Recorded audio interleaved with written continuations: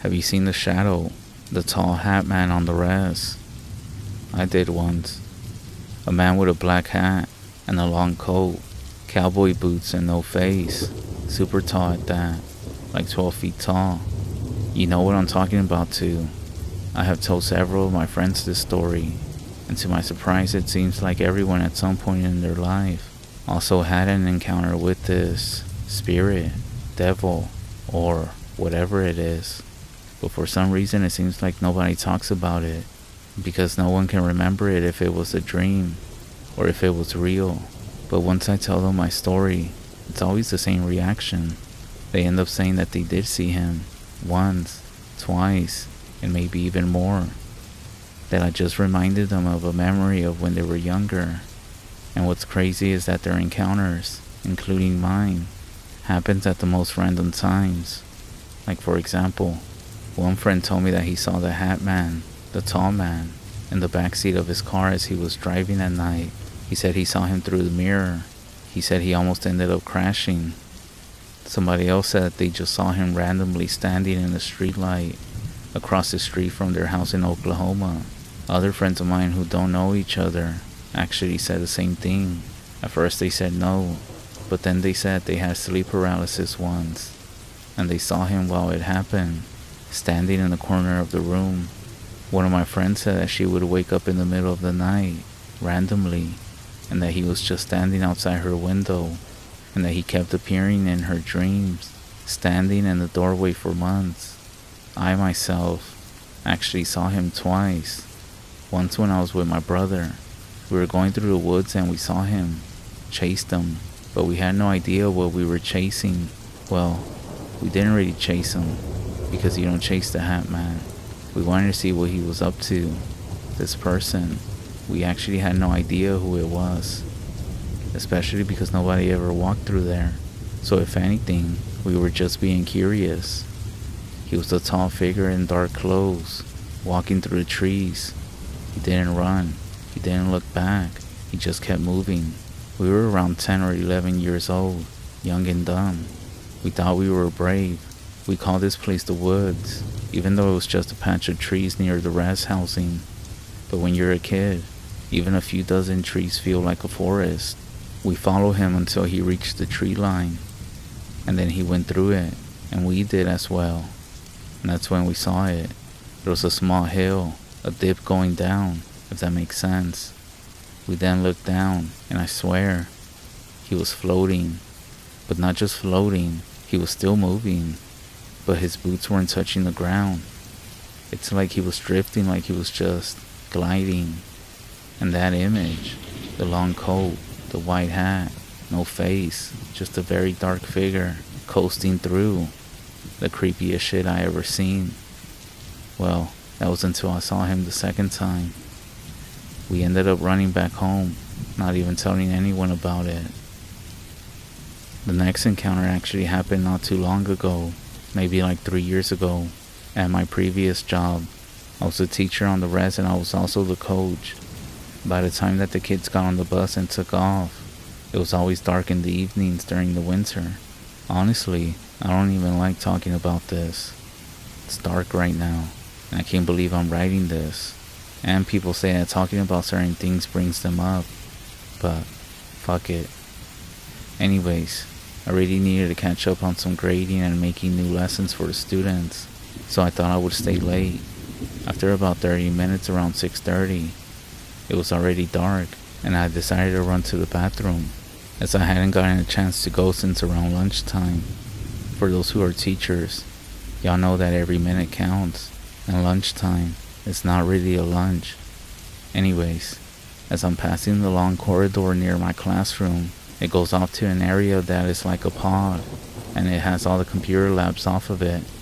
I happened to look down that hallway, and I saw someone standing there near the doors. I kept walking, but then I was like, wait a minute. You know how sometimes you see something and then you look away, and then you look back again really quick? Mentally, that's what happened to me. I was like, nobody could be that tall, and I didn't think anyone else was in the building. So I stopped, took a few steps back, so I could look down again, and this person was now all the way to the back of the pod, standing near a classroom door. Memories came back of when I saw him when I was a kid in the woods, fucking floating away. But on top of that, it was really weird. Nobody could move that fast. So I was like, fuck this. I ran to the bathroom, used it. I started shaking so bad because I know I had to go back past that corridor. I started praying while in the bathroom, and I really didn't want to walk back, but I had to. So after I used it, I basically ran straight to my classroom trying to stay calm. Walked in, grabbed all my stuff and didn't turn anything off. I was so scared to walk out of my own classroom door, but I did after saying some prayers again. And this time, I didn't look nowhere. I just went out the door closest to me, got in my car, went home, and was scared the entire night, and I didn't sleep. He was very tall, slender, and he was definitely wearing a hat and a coat. I kept thinking that my brain was making something up, but it was too much like all these horror movies and things that kids talk about. Anyways, I have lots of stories about school. I did start talking to some of the players that I would coach, because they were all having similar incidents when we would come back late. They would run to the bathroom before their families came to pick them up, and they would talk about all sorts of weird things and noises, and even hearing people that were in school, but nobody else was there. We would all be hanging out talking about the game, and I would wait until everyone was picked up. But throughout this whole time, some of the players would go to a vending machine or to the bathroom, and they would come back and tell me like, who else is here? I heard noises from another classroom. So I started collecting all the stories, and I was interviewing other teachers as well, especially the ones that would stay late, and they all told me similar stories of hearing noises and seeing some sort of shadow, and never stayed late again, and even recommended students to be picked up as early as possible. So have you ever seen this hat man? Let me know if you have, whether it was in a dream, a shadow, or something, because apparently he's out there, watching us, lingering around, at the end of the hallway, or the end of your bed, and let us pray that we don't see him, because he likes to show up at the most random places and times.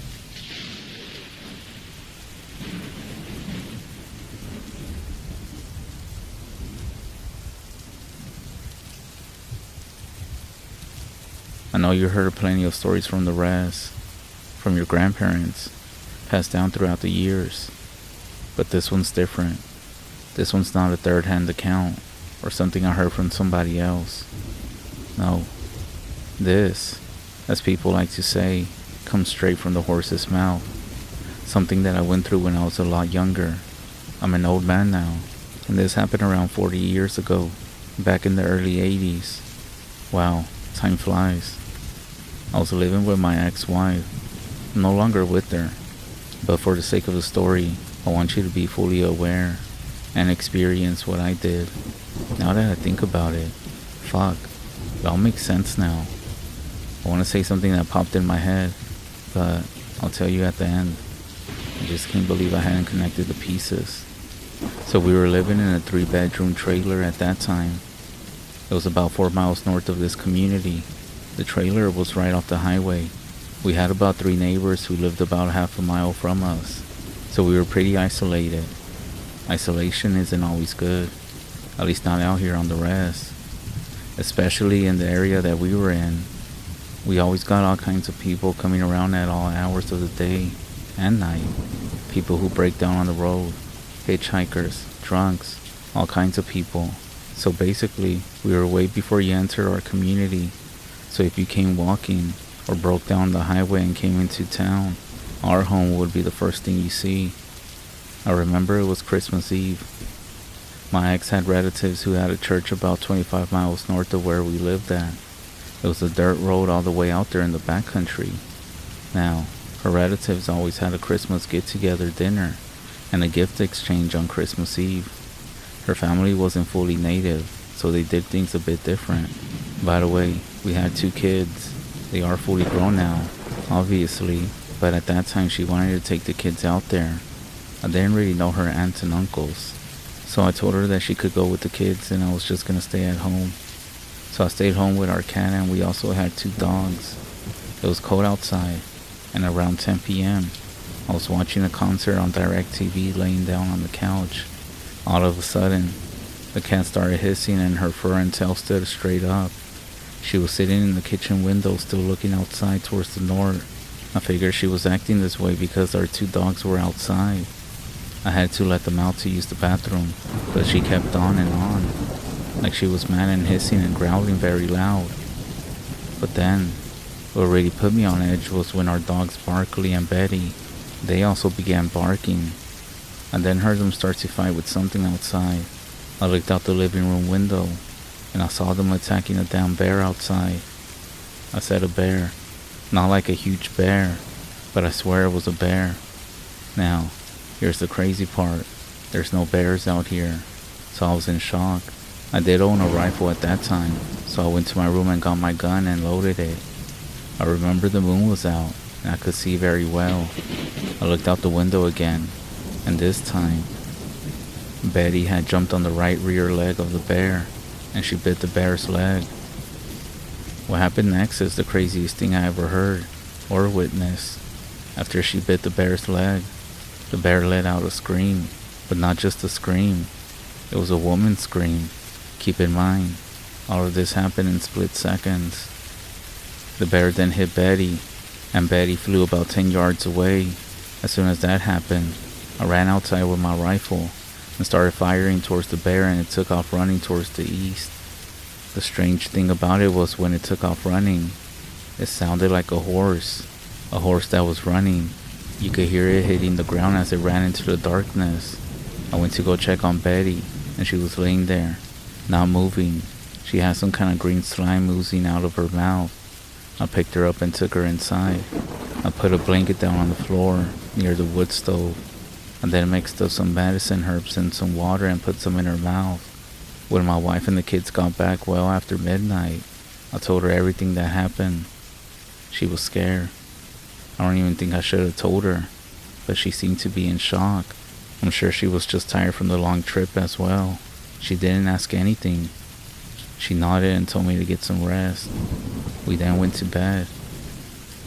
Around 2 a.m, somebody was knocking on the front door. Now, here's another negative thing about where we lived at. Remember how I said we would come across all sorts of people, especially at night? Well, I want to say that people were stranded on the highway, and they walked towards town, and our home was the first thing they saw. Sometimes some of these people were persistent, and they wouldn't stop knocking till somebody opened. Sometimes you could just ignore them, but oftentimes it's better just to let them know that you couldn't help them. It was just very annoying. That's when my dog started barking, so there was no way to ignore it. So I got up, put some shoes and a hoodie on, and I forced myself to go see who it was. I opened it, and there she was. A woman, standing, leaning against an old red truck. She looked at me with a smile. I remember what she said too. "Good evening. I'm having some trouble with my truck. Could you help me?" Something about her made my skin crawl. I'm not sure if I was still half asleep or something, but something was off. About her, at least. Her smile never changed.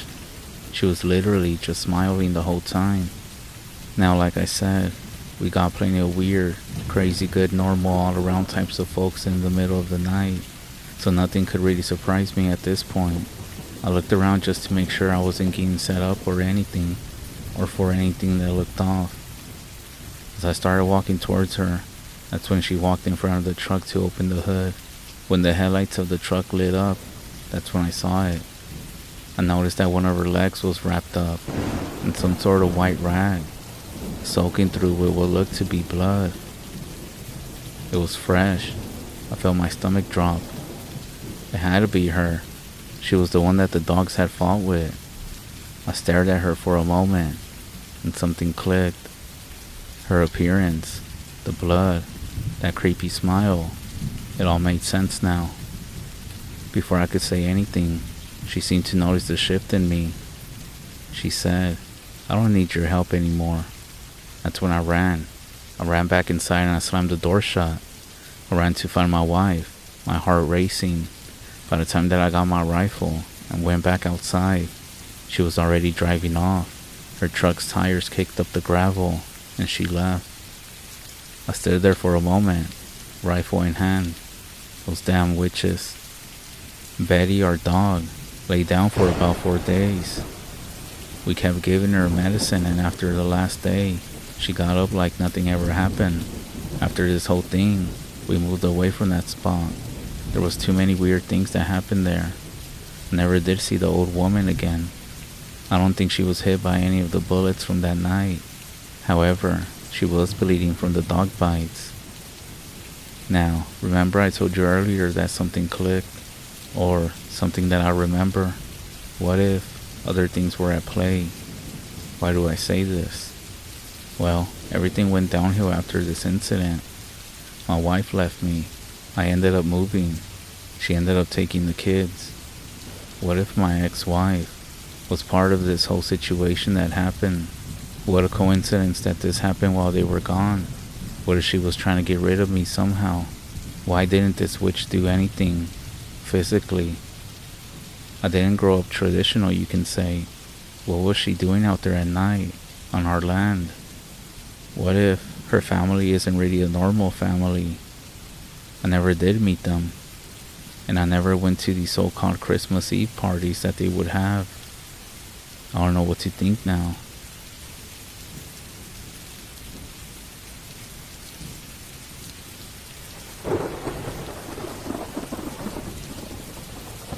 Out here on the REZ, spirits are to be respected. Put an offering out. Don't show fear.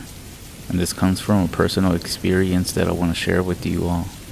I know it's hard not to show fear sometimes, but if you think back, our parents, our grandparents, they never told us these stories to scare us. They didn't want us to be afraid. They actually wanted us to listen, to learn, to respect the land, and to respect the spirits. They didn't gather us around late at night just for shits and giggles. It was always for something practical, a lesson, and a reminder. These stories weren't for entertainment. They're actually warnings, teachings. It was always like, don't whistle at night because this will happen. Don't wash your clothes at night because of this. Don't say their name, so and so.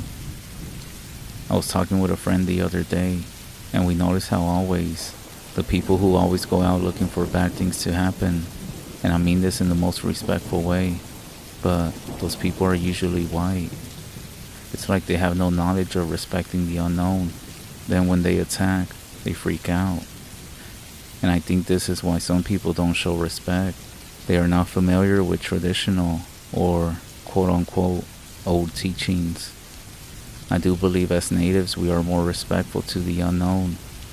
So in 2009, my cousin Mikey came to live with me and my husband and 16-year-old son. Mike had a very serious liver problem. He actually got sick, and he even got hepatitis C from using drugs when he would get drunk for months. He came to live with us because, those who go down that path and go beyond addictions need help. We had a decent-sized house with 2 floors. When you walked into our home, you walked into the main floor, which was the second floor, where the master bedroom, the kitchen, the dining room, and the washroom. Downstairs was the basement. Well, not really a basement, because if you came out you would get to the backyard. It had a big bedroom, laundry room, and also a huge room. I know, the custom home was set up different. While Mike was living with us, he slowly started changing his ways, and man, you could see it in his face. He even got a great job at some office as a financial advisor. However, as time went on, he slowly started drinking bit by bit again. I'm not sure if you have ever tried helping someone who struggles with addictions, but stuff ends up missing in your home. These are actually the first signs, because people are needing to find money, so they sell stuff around your home. If you didn't know, when the liver is so messed up, the mind gets messed up as well. The person doesn't remember days after drinking. Now why is that? Well, I learned a lot about this when I was helping Mike. The liver filters your body, your blood.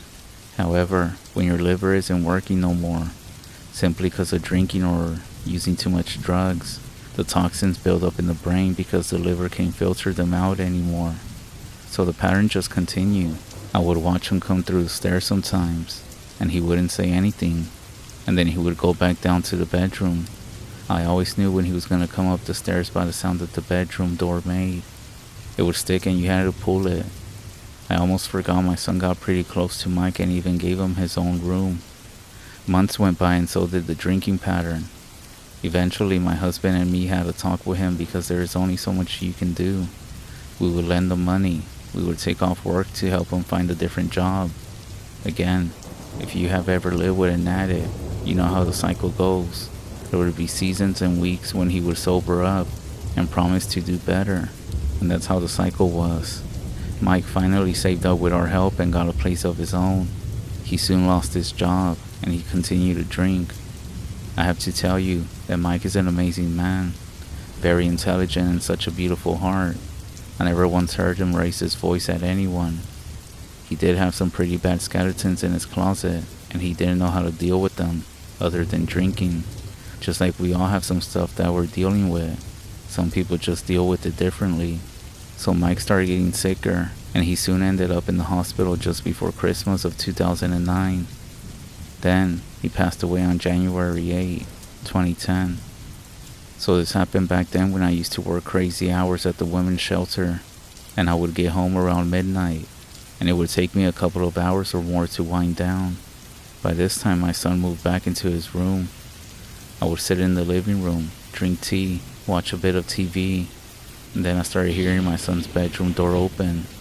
At first it didn't faze me, because there was a freezer down there that my son would keep ice cream and other frozen treats too. And he always stayed up late playing some sort of video game. This went on for about a week. I got home late one night, this time knowing it was just my husband at home, and he was sleeping. My son wasn't at home because he called me to see if he could camp over at a friend's house. So that night I was sitting drinking tea, getting ready to call it a night, way past midnight, listening to some true crime as we all do. That's when I suddenly hear my son's bedroom door open. This time I was like, what the fuck? The hair on my arm stood up as I looked at the stairs, feeling really off, and more than a little freaked out. I felt like someone was there, and all of a sudden, it was gone. Knowing that I heard his door open, I had to go check, in case someone had broken in. Looking back, I should have woken up my husband, but hey, we all respond differently in those situations. My heart was racing and my hands were shaking. His door was closed. What the heck? I just stood there for a second, not sure what to think. Then I went back upstairs and headed to bed, feeling safer beside my husband. I did keep this to myself. A few days later, I get home from work late at night again, and my son is up. He's waiting for me. He tells me he was sleeping, to the point where he was dreaming too, when suddenly he woke up to a noise. He saw that his TV was on, and his door was open. No one was there, but he swears that he saw a face by the door. He said it was just the silhouette of somebody, but that it most definitely felt evil. He also had school the next morning, so I told him that he could sleep in our room for the night. The next morning, his eyes were puffy and tired. He said he didn't sleep at all, and he could hear us snoring, but that he also heard the door open again and again. So he was simply too afraid to go back to sleep, especially because of the bad dream. I told him to stay home from school that day. I had no idea what to do. So I called a friend and told her everything. She gave me a name of an elder, someone that was known for cleansing homes of spirits, and that part stuck with me. I called him, and he told me not to explain anything. He just told me to come over and that he'll see what he can do. So we ended up going, me and my son. I brought a pouch of tobacco to his home, and we sat while he held my hands with his eyes closed. He didn't speak for a minute. He was just listening. He then opened his eyes, looked at me and said, "You have someone in your home." I simply nodded. I was thinking he was talking about my husband, but he grabbed his coat and a small wooden box. "Let's go," he said. We got back home. He was asking to go downstairs. He said that the spirit was waiting. He told both of us to come with him. We followed him downstairs, nervous, shaking. The elder opened the wooden box. Inside were bundles of herbs, sage, sweetgrass, cedarwood, and a few others that I didn't recognize. He lit a bundle with matches, and the smell filled the room. He started going around, and he started asking questions. Why are you here? What do you need? Then he would stop like he was listening, and he would respond with, okay, I see. I'll tell them. He then turned to my son and said, your uncle says thank you for everything that you did for him, for respecting him. He says to never give up, and he's not saying goodbye because he'll always watch over you. At that point, my son broke down in tears.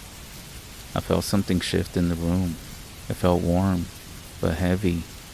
Then the elder turned to me, and I'll never forget the look in his eyes.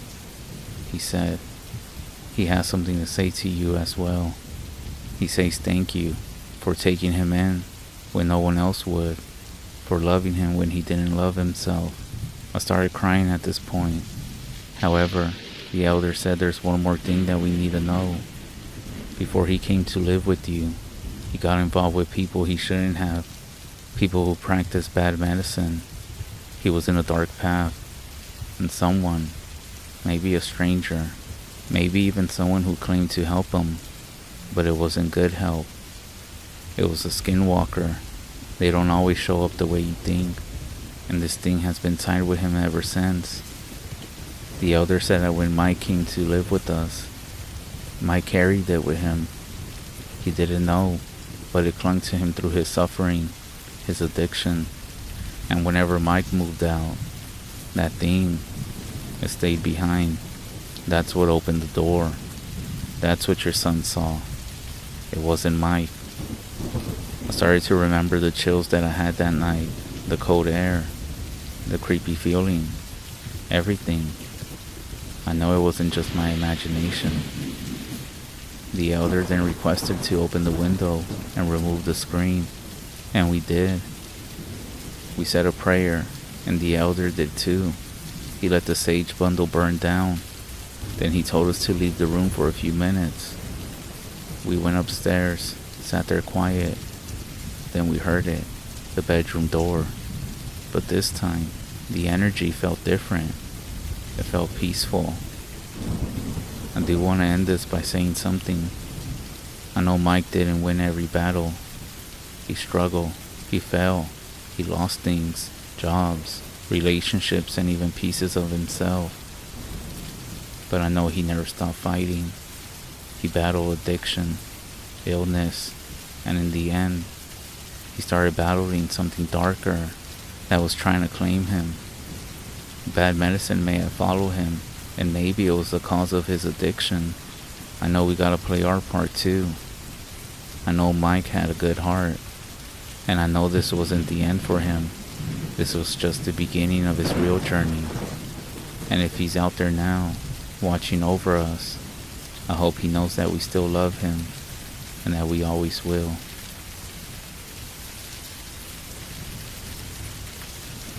My friend told me that there was a black dog on her REZ that would follow people walking down the road at night.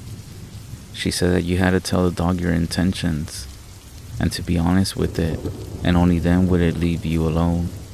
But if you lied to this dog, something bad would happen to you, and she said that some people would have bad luck. The person could get sick, or another time that she told me that somebody got hit by a vehicle. Basically, something bad would happen to them. It freaked me out because it was just super creepy, and we know how the REZ can have random dogs roaming around. She said that everyone would say to avoid any animals and strays at night. This whole subject came up because we were talking for a while now, and I asked her if she had any scary stories to share. I know every REZ is different. I know that animals can sometimes be seen as messengers, spirit guides, warnings, even bad omens, depending on the animal that you come across. The story didn't stick with me too much, even though at first it did creep me out. However, I remember that story because a few years later, one night on my REZ, I was walking home, It was that time of year where it got dark early, and there was this part in the road where there's no street lights, and it gets really dark. I turned my head around because I could feel something behind me. You know that feeling like when someone is watching you? Just like that. So I start looking behind me, and I start seeing this shadow of a small person, or at least what looked like a small person. I looked at it, trying to figure out what I was looking at. It was also completely still, like it was trying to blend in, but then it started moving towards me. I could see the silhouette, the head, the body, arms and legs start walking. But fuck that, I wasn't having it. I started walking, hoping to get to the next street light. Walking a bit faster, and eventually started running because there was no way I'm gonna die this young. I finally made it to a section where there was a street light, and when I did, I heard a dog that growled as it jumped out from the bushes on the side of the road. That's when 1,000 pins and needles just hit me. I started remembering my friend's story, and at this point I'm not running. I'm walking now that I'm in the light again. Except, this dog, it starts walking beside me. You know how sometimes a stray will follow you around, sniff around everywhere and get distracted with something, but as you walk it will continue? This dog wasn't like that. It actually started walking next to me. Except, not only was it walking, I knew it was just staring at me dead in the eyes. Remembering my friend's story, I just told the dog, without looking at it, I'm going home. I'm going home. I said it a few times, 4 to be exact, and in my head I'm like, this can't be true, but fuck it, just to be on the safe side, I'm gonna say it. After I said it the last time, it just kept staring at me. I didn't even look its way, but I knew it was staring at me. And right after that, it simply walked into the bushes. I kept walking, and it was gone. Now, here's the creepy part. I kept walking, and not even a minute goes by, and one of my cousins is driving down the street. I know because he stopped beside me, and he invited me to go party with them. He was hanging out with his friends as well. I quickly said no. I'll be honest, I was in fear of that dog coming back, so I didn't want to take any chances. Maybe it was just a random dog, some random REZ dog going down the road like they do, but the way it was acting, it felt off. I mean, not like I was staring at it, but I felt something wasn't right, and with everything that my friend told me, I wasn't about to take any chances. Maybe it was the tell me the truth dog. Maybe it wasn't. Regardless, I was gonna be honest, not lie, and I was gonna get my ass home, 'cause that's what I said I was gonna do. Remember, on the REZ, don't test the spirits.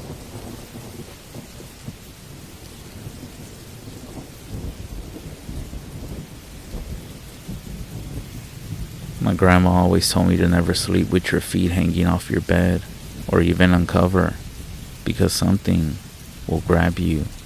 I know we followed the rules on the REZ that we're told growing up, especially the ones that I still sort of don't understand yet, the ones that many people seem to not know about, like the one about pregnant women shouldn't hold any child that's not theirs, or if you play with fire, you're gonna wet the bed, or like when you enter someone's home, well, hold on, you should always walk in a clockwise direction. It's the same way whenever you play board games. But the one about never sleeping with your feet hanging, or uncover, I sort of laughed when she said it. I thought she was joking, except she was serious and even scolded me by telling me why. She said when she was younger, she was half asleep one night when she felt something like cold fingers wrap around her ankles, and before she could react, she was dragged off the couch onto the floor, all the way to the front door. She did attribute this to something bad going around the community at that time, something that had been disturbed. She said that when somebody in the community disturbs something, it walks around at night. Ever since then, well, for a few years after she told me that, I made sure to sleep with my feet covered and on the bed with me. I mean, who even sleeps with their feet hanging over the foot of the bed or couch? even if I am underneath the covers. Well, several years ago, I was at a house living with 2 roommates. I'll just say at this time, I wasn't doing good in life, and drinking and smoking was not helping. Those few friends around me were also not a good influence, but I'm just glad that I'm no longer around them, and I'm also walking a different road now. So I was laying down with my feet over the couch, armrest, what do you call it, the side, and my feet were hanging off the side while scrolling on social media. The house we were staying in had 2 couches in the living room, and one of them my friend was asleep on, and I was on the other. My other friend had the bedroom, because, well, it was his house. You know when you're laying down and blinded by the phone's light, everything around you can look sorta pitch black. Well, out of nowhere, I felt like a cat walking under my feet. I didn't scream or do anything, because I thought it was a cat or something. My friend, he had 2 cats in the house as well. He would always keep them in the room, but I assumed that he left the door open or something. And after a few minutes, it happened again. I remember I was watching a video on my phone, telling myself how these damn cats, if they don't leave. That's when I felt something. I felt something cold grab my ankles and let go of them quickly as well.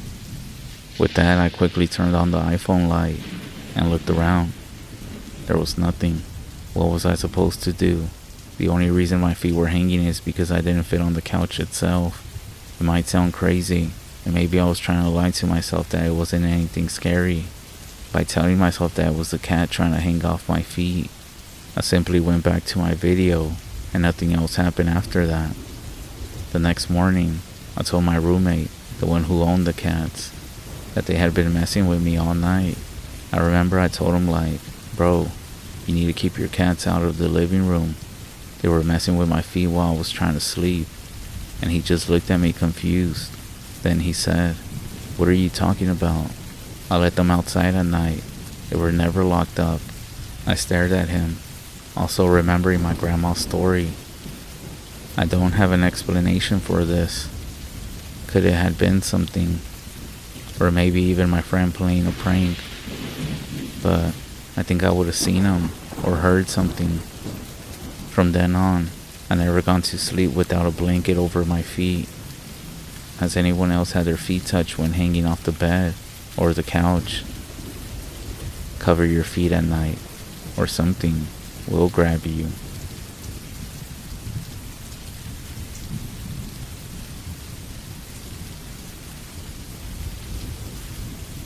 I'm not sure what I'm doing here. I shouldn't have come. I knew I shouldn't have accepted the dare. I couldn't back down from a double dare. My name is Jacob, but my friends call me Jake.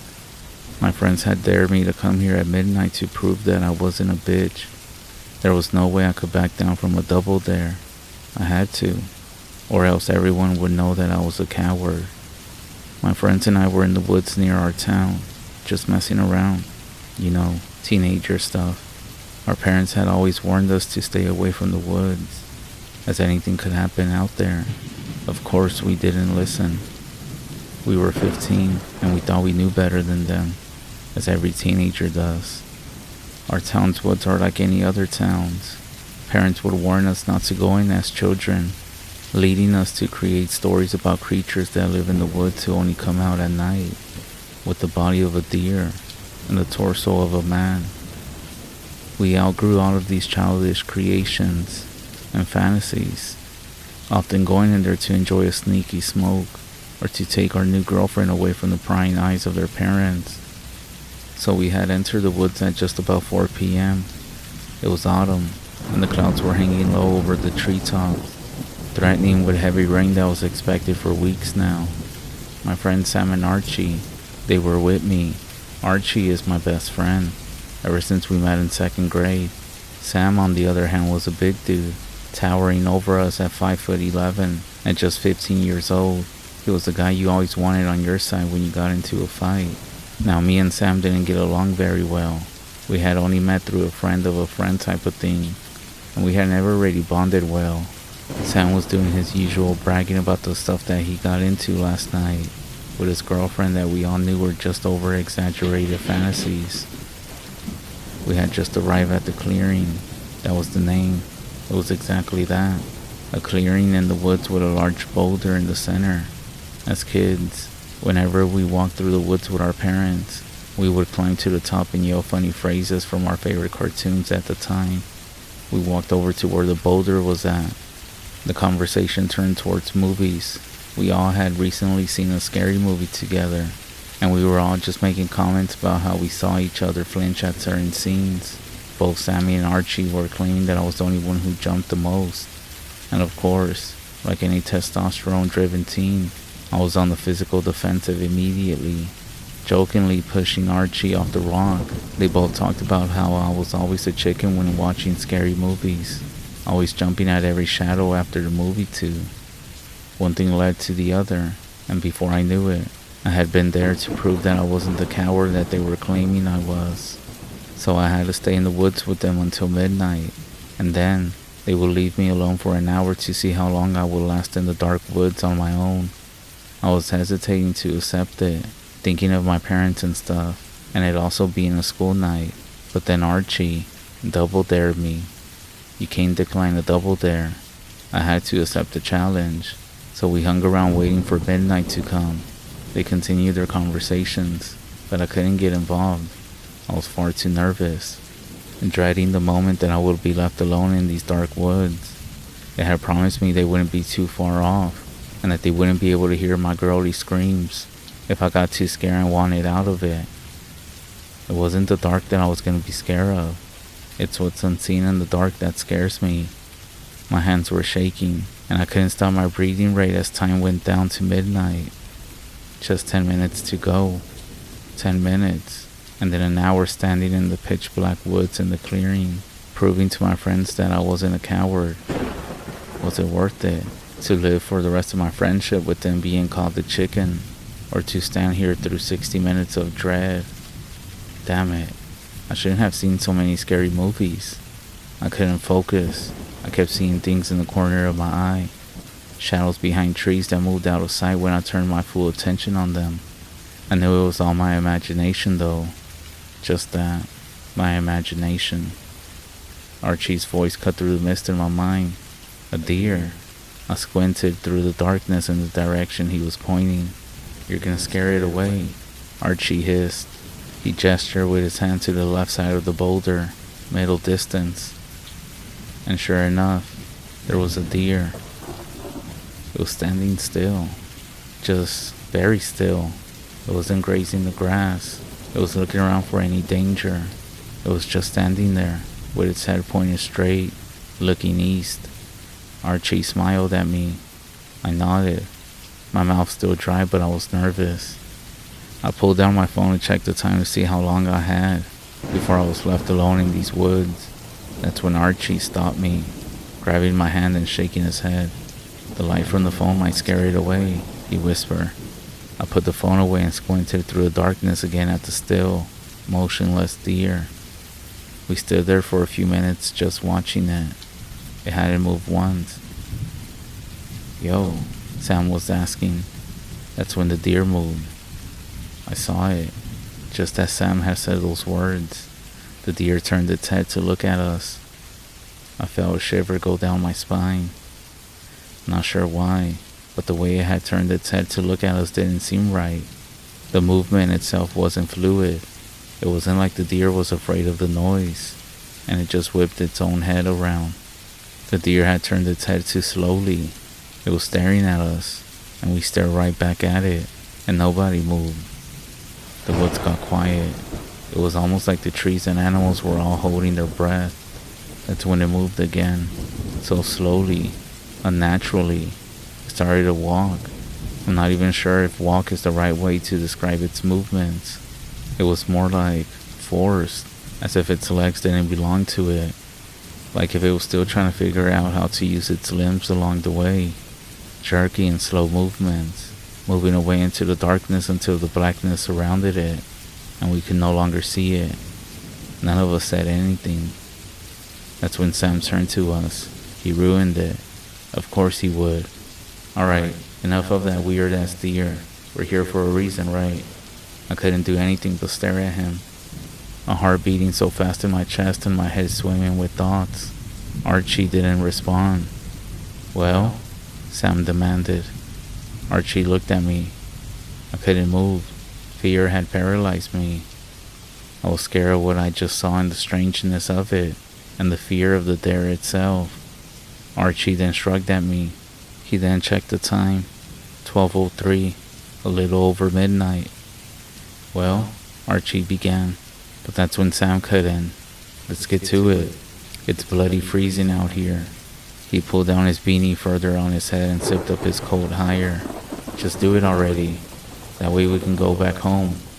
I nodded. I couldn't believe myself. I actually nodded. Despite all my internal senses going haywire, there was no turning back now. They promised me they wouldn't be too far away, that they would be near the creek at the west entrance of the woods, about 100 meters away from the clearing that I was in. Then, they left me alone in the dark, alone out here, alone with who knows what. I cursed myself, trying to control my breathing. My heart was hammering in my chest. I let out a sigh, watching as my breath steamed the cold air in front of my face. I just had to make it for an hour. 1 hour. I'll walk to the boulder and lean against it and wait. And wait. And that's where I am right now. Still waiting. I actually shouldn't be here. I know I shouldn't. I let out another sigh, taking out my phone. Squinting at the sudden bright light of the display. I checked the time. 12:42. Just 18 minutes. Time was going slow. That's when a loud noise interrupted me from my self-pity and thoughts. The sound of a twig snapping. Someone was moving near me. My eyes were wide, looking around, trying to pierce the inky blackness. My natural night vision couldn't see. I tried to swallow, but my mouth was too dry. The noise came again, this time from behind me. I spun around, trying to desperately squint through the darkness. I turned on my phone, turned on the flashlight, and shined it through the trees. It was Archie and Sam. I knew it. They were most likely trying to prank me, trying to make me scream so they could tell all their friends that Jake was scared of the dark and was such a coward. My fist clenched tighter around my phone. Archie, Sam, I know it's you, I called out. That's when the noise came from my left. I whipped around and saw it. It was a deer.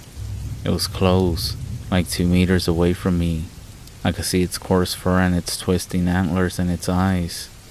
Its eyes were wrong. I stepped backwards. Those eyes, they had me transfixed. I couldn't stop staring into them. That's when the deer started to move, jerky movements towards me. I was frozen in shock. I heard a faint noise in the distance, some high-pitched noise, and I was left wondering if I had imagined it. The deer kept moving towards me, menacing, terrifying. I was paralyzed in fear. My body wanted to move, but I couldn't. All I could do was stand there as the deer kept stalking towards me, slowly. It wasn't a deer. It was obvious. The eyes, the way it was moving, the way it held its posture, the way it was standing. It was clear that this was something else. What it was, I'm not sure, but I know it wasn't a deer for sure. Something was inside of it, wearing it, testing it out and seeing how it worked. That's when my body came to life. I had control of it, breaking free from its stare. That's when I turned and ran. I wasn't even paying attention to where I was running, just anywhere from that thing. I looked behind me. It wasn't following me. It just kept standing in the clearing, watching me. I turned back to look where I was going, but it was too late. I tripped over a log, I think. My knees were in pain. My left elbow scraped. I scrambled to my feet, ignoring the pain, and looked behind me. The woods were silent. The only thing I could hear was the sound of my own heartbeat and my heavy breathing. I heard footsteps, pounding footsteps coming towards me. That's when Sam bursted through the foliage. He couldn't speak. His chest was heaving as he struggled to catch his breath. His hair and face were slick with sweat, and he had lost his beanie on the run. It got him. It freaking got Archie, he was able to say. He noticed that I was confused. The deer. The fucking deer. He broke down. I realized this was the first time that I had seen him cry. When I turned back, there were bones on the floor. The deer had gone, and then there was this thing. The fucking ugly-ass creature. It was horrible, dude. I couldn't do anything but stay crouched where I was, shocked. He then continued. It took his skin, like in the horror movies. Skinwalkers. They take the skins of their victims. And then more of those fucking deer showed up. Like about 5 of them, dude. 5 of them next to the thing wearing Sam's skin. I ran like hell. We should have never fucking came here. His tears kept coming. I was breathing heavy from where I ran as well. And that's when I told him I also saw a deer. It was in the clearing. I ran because it just didn't seem right. That's when we saw a deer walking towards us. Its eyes were red. Let's go, I said, leaping to my feet and grabbing Sam by the arm, dragging him with me. At this point, I could actually hear the deer following us behind. A loud crunch, and I knew that if I looked back now, it wouldn't be a deer following us. It would be one of those creatures that Sam had described. I just kept running and running. Then, we got lost. Branches whipped in our face. If one of us tripped, the other was simply gonna keep going, dragging the other along with them until they got their pace back. But we got split up. I'm not even sure how. I think there was a tree, and Sam was going around the left of it, and I happened to go to the right of it. I let go of his arm for a second, I think. After we passed the tree, he wasn't there no more. I had lost him. I kept running until I couldn't run anymore. I came to a stop, leaned against a tree trunk, trying to catch my breath back. I took a step, and that's when I heard some brittle sounds crunching from underneath my shoe. I stepped back and looked down at what I had stepped on. There was something white on the floor. I took my phone out and shined its flashlight on the floor. There were bones on the floor, shattered by me stepping on them. I shined the light around. There was a skull near the bushes. At this point, I wanted to vomit. This must be all that's left of my friend Archie.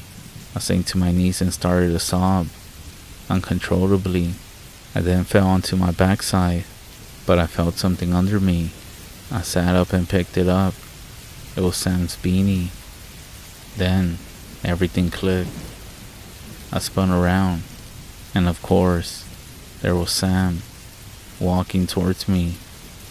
But it wasn't Sam. Of course it wasn't. His eyes were red, and that smile, it wasn't right. It was wearing Sam's skin though. That's when Sam got close to me, and his grin got wider. And he then said, I dare you to run. Go on. Double dare.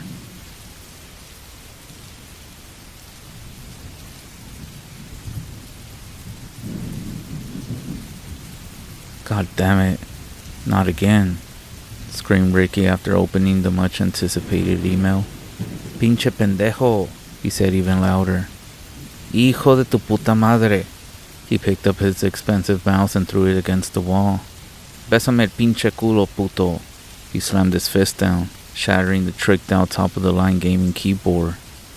Ricky continued to stare at the message, the words mocking him from his computer screen. The message was topped with a large header and white font that stood in contrast to the black background. Right there, the two hated words that said, Story delete. Ricky is all too familiar with these words. In fact, he should be able to recite the entire message from memory by now. Your story has been deleted because it doesn't meet the quality standards. If you feel like it did meet the standards, please state your case on the appeal. Make sure you follow the instructions to the letter there, or your appeal will be automatically denied. Do not attempt to re-upload your story. If you upload again, you'll receive a 1-day ban from editing, as per the rules. Ricky loves scary stories. He comes from a culture rich in the history of the supernatural. The only thing he loves more than scary stories is writing scary stories. Sadly, there is one problem. How do I put this? Well, the truth of the matter is, our friend Ricky here is, for lack of better words, a shitty writer. There's zero talent in this poor boy's head, and the same can be said about his imagination. His characters have no substance, his grammar is horrible, his plot developments are non-existent, and his word choices are, might I say, infantile. What is truly sad about this whole ordeal is that Ricky truly believes his stories are good. No, he thinks that they're great. The dark and sinister forces that inhabit the worlds that he creates are far more superior to anything seen in a movie, or even found on the internet, or so he believes.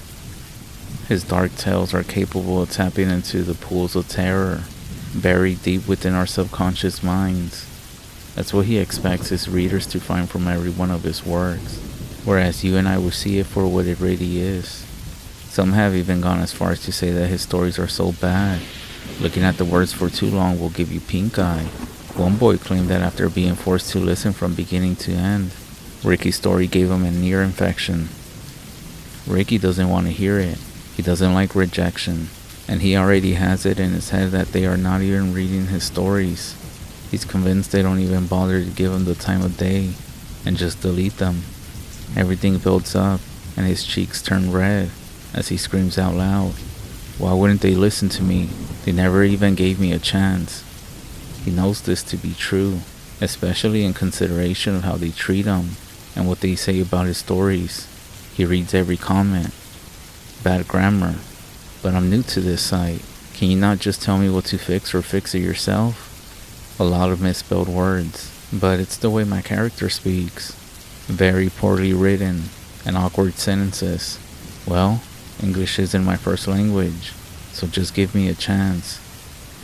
The story is not creepy. What do you mean it's not creepy? There's a fucking witch in the story. How's that not scary? You see, Ricky is a spoiled kid from a well-to-do family. His ungrateful heart has never been denied a single demand. There was nothing he could not have in his pampered life. With such a lifestyle, he also never had a dream or aspire for greater things. Despite its value, all the objects of his desire were carelessly tossed to the side or forgotten when interest was lost. They meant nothing to him, and eventually, Ricky turned that frustration outwards upon those who were weaker and less capable of standing up for themselves. For every insult, every slight, and every time he did not get what he wanted, he inflicted that rage back upon the innocent. But tonight, that's all gonna change. That's why I've been sent. That is my charge from La Dama. Tonight, I will reveal to him the stories of his people and enlighten him about where he comes from. I'll bring knowledge under cover of night and carry revelation on the tip of my tongue. With his last breath, he will learn this final lesson. Thou shalt not suffer the cries of a spoiled child. So when the boy lays his head upon his pillow and closes his eyes to sleep, he will be unaware of the small leather pouch tucked every so carefully beneath him. It will call out to her. It will summon her, and she will come. She will drink, even though her thirst for revenge can never be quenched. She will feed her hate, though its hunger can never be satisfied. But to understand the events that are going to come to pass, we must look to the past. Know this, the more days that go by, the more things stay the same. Long ago, the people of Mexico suffered from the deeds of corrupt men, and they had to suffer through the true rulers of the land, the cartels. While savages and brutality swept across the plains and darkened the skies like a cloud of locusts, a small village in the city of Mexico prospered, untouched by the evils of man.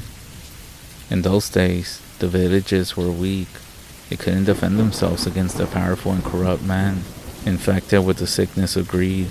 Government and town officials lined their pockets with the sweat and blood of the poor. No justice or protection ever came for the people.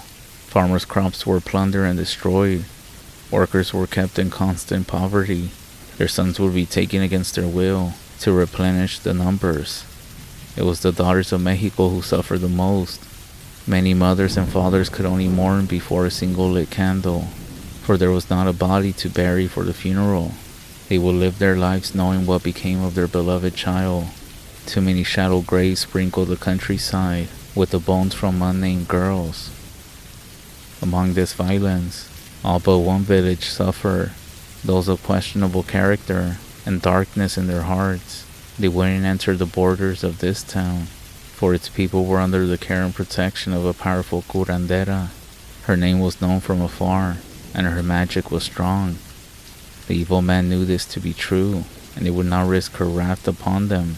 This ate away at their egos, and soon they began to plot among themselves, in secret, in darkened rooms. They planned to get rid of this woman. Early one morning, the curandera awoke to the sound of a child's cry. It was not a cry of terror, but a cry of pain. She ran out of her small house to see a boy sitting on the dirt path that ran alongside her home. Next to him was an old bike. Hitched to one of the wheels was a weather cart, carrying a large wooden box.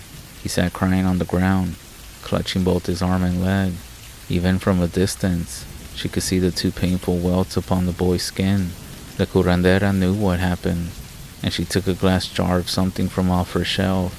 She went out to the boy and warmly said, "¿Qué pasa, mijo? What's the matter, little boy?" No answer came from the boy. A little irritated, she asked him, "¿Te pica algo? Did something sting you? ¿Fue una avispa o una hormiga? Was it a wasp or an ant?" Again, the boy said nothing. The curandera was becoming annoyed. She looked carefully at the boy who was sitting silently before her. From the clothes that he wore, she knew he was a rich man's son, most likely the child of an elected official or a member of the town's elite. She then gently applied the medicine to the two painful stings. The skin was hot and bright red, surrounding a lump the size of a large grape. After she finished, the boy simply turned and jumped on his bike and pedaled away without a word. This angered the curandera, and she made a mental note. In the very near future, someone will need to teach this boy some manners and the importance of respecting his elders. Shortly thereafter, the curandera went about her day-to-day business and forgot about the rude little boy. That night, after the curandera had laid her head down to sleep, she woke up to a loud bang. Her door had been broken down by several large men. They tied her hands and they gagged her mouth to prevent any chances that she might say a spell on them. They took her wand, the one that was made out of the sacred huatulco wood, and snapped it in two. They removed her saco de curación, her medicine bag, from around her neck, leaving the poor woman completely defenseless now. The man dragged the woman before the town's clergy, who were the most corrupt of them all. They denied any opportunity to defend herself. The curandera was accused of witchcraft and blamed for this year's poor harvest. They said she was in the league with the devil, and they proclaimed her to be a bruja, so they sentenced her to death.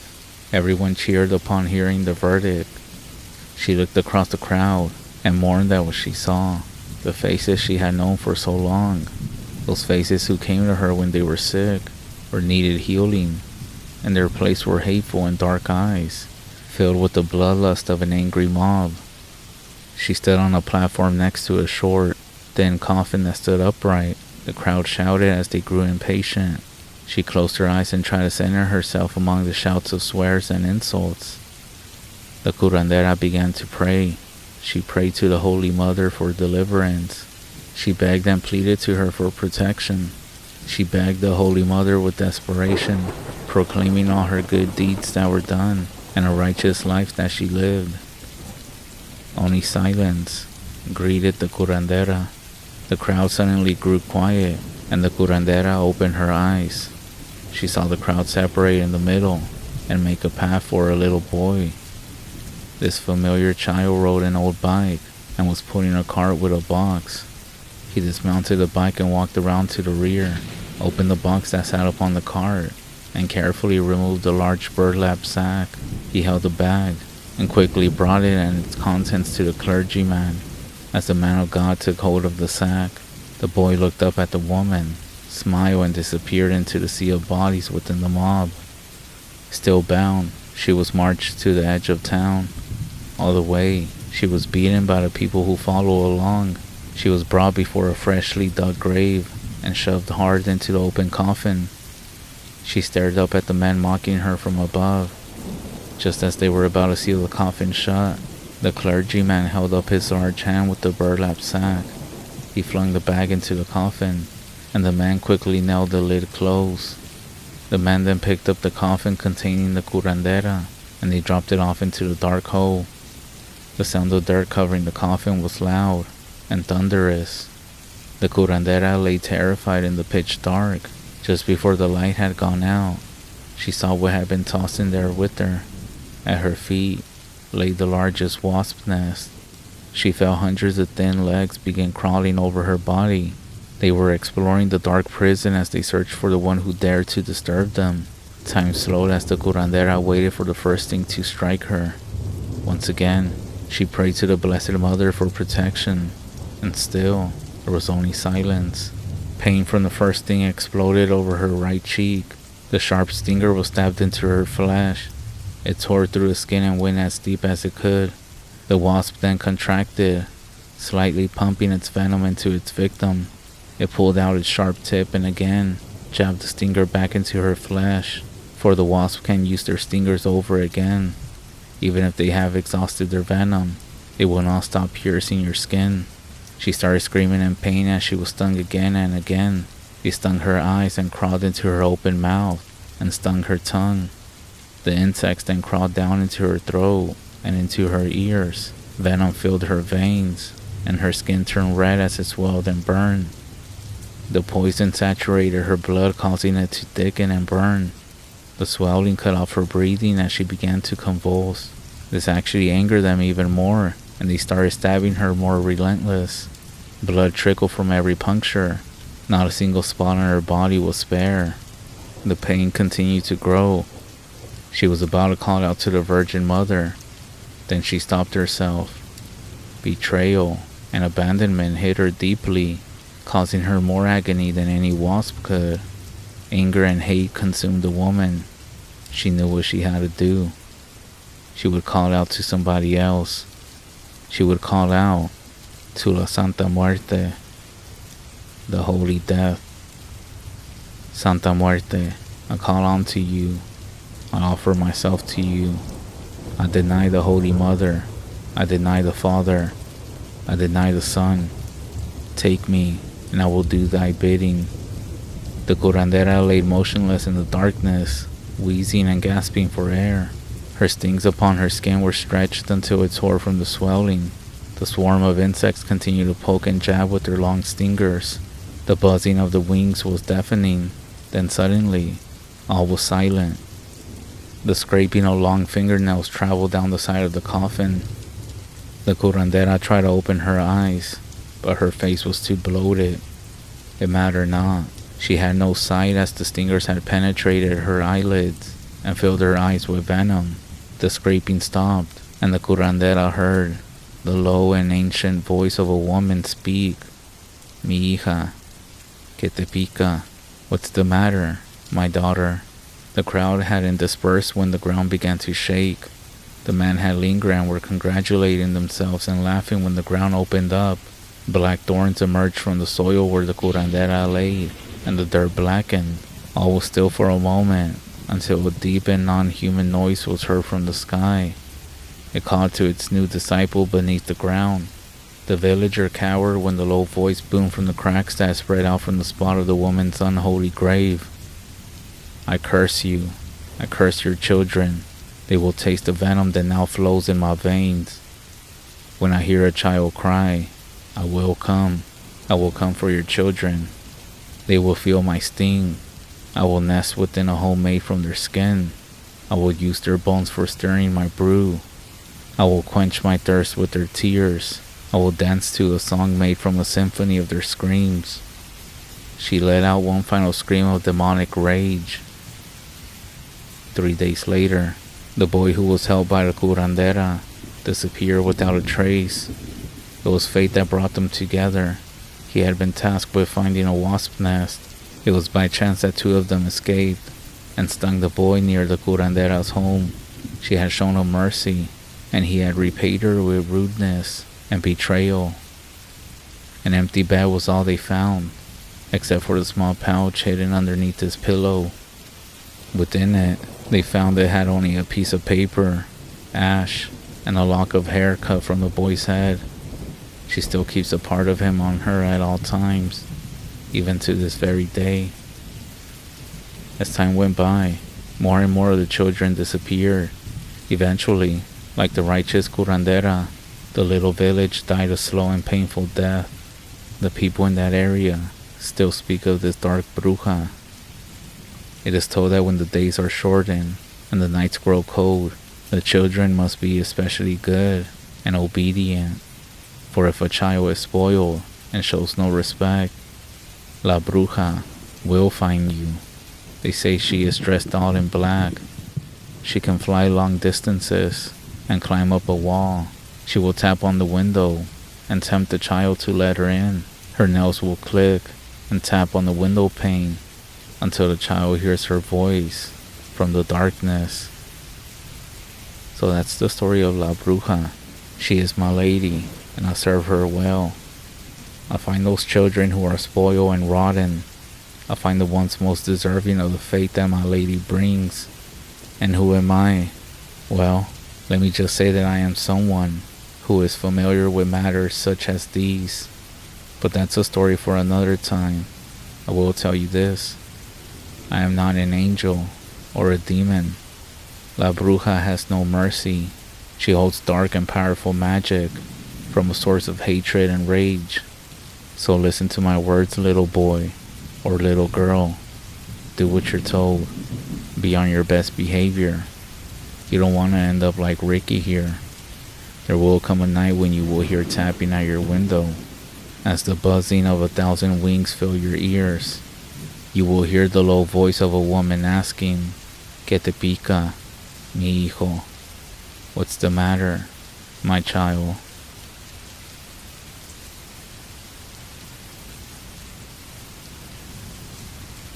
Has anyone heard about the tall man on the REZ? He is evil. He goes by other names like Walking Sam, the tall man spirit. He's up in the Dakotas and should be left alone. Some say that he's a spirit that is attracted to negative energy. Some say that he convinces people to kill themselves. I remember first hearing about him when I lived in an old farmhouse in Minnesota. I got really depressed as a kid after that for no reason. Now I understand why. He takes young people.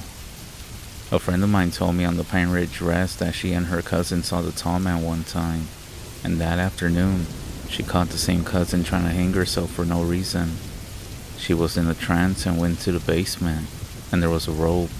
She walked in just on time to stop her. She snapped out of it and had no idea what she was doing.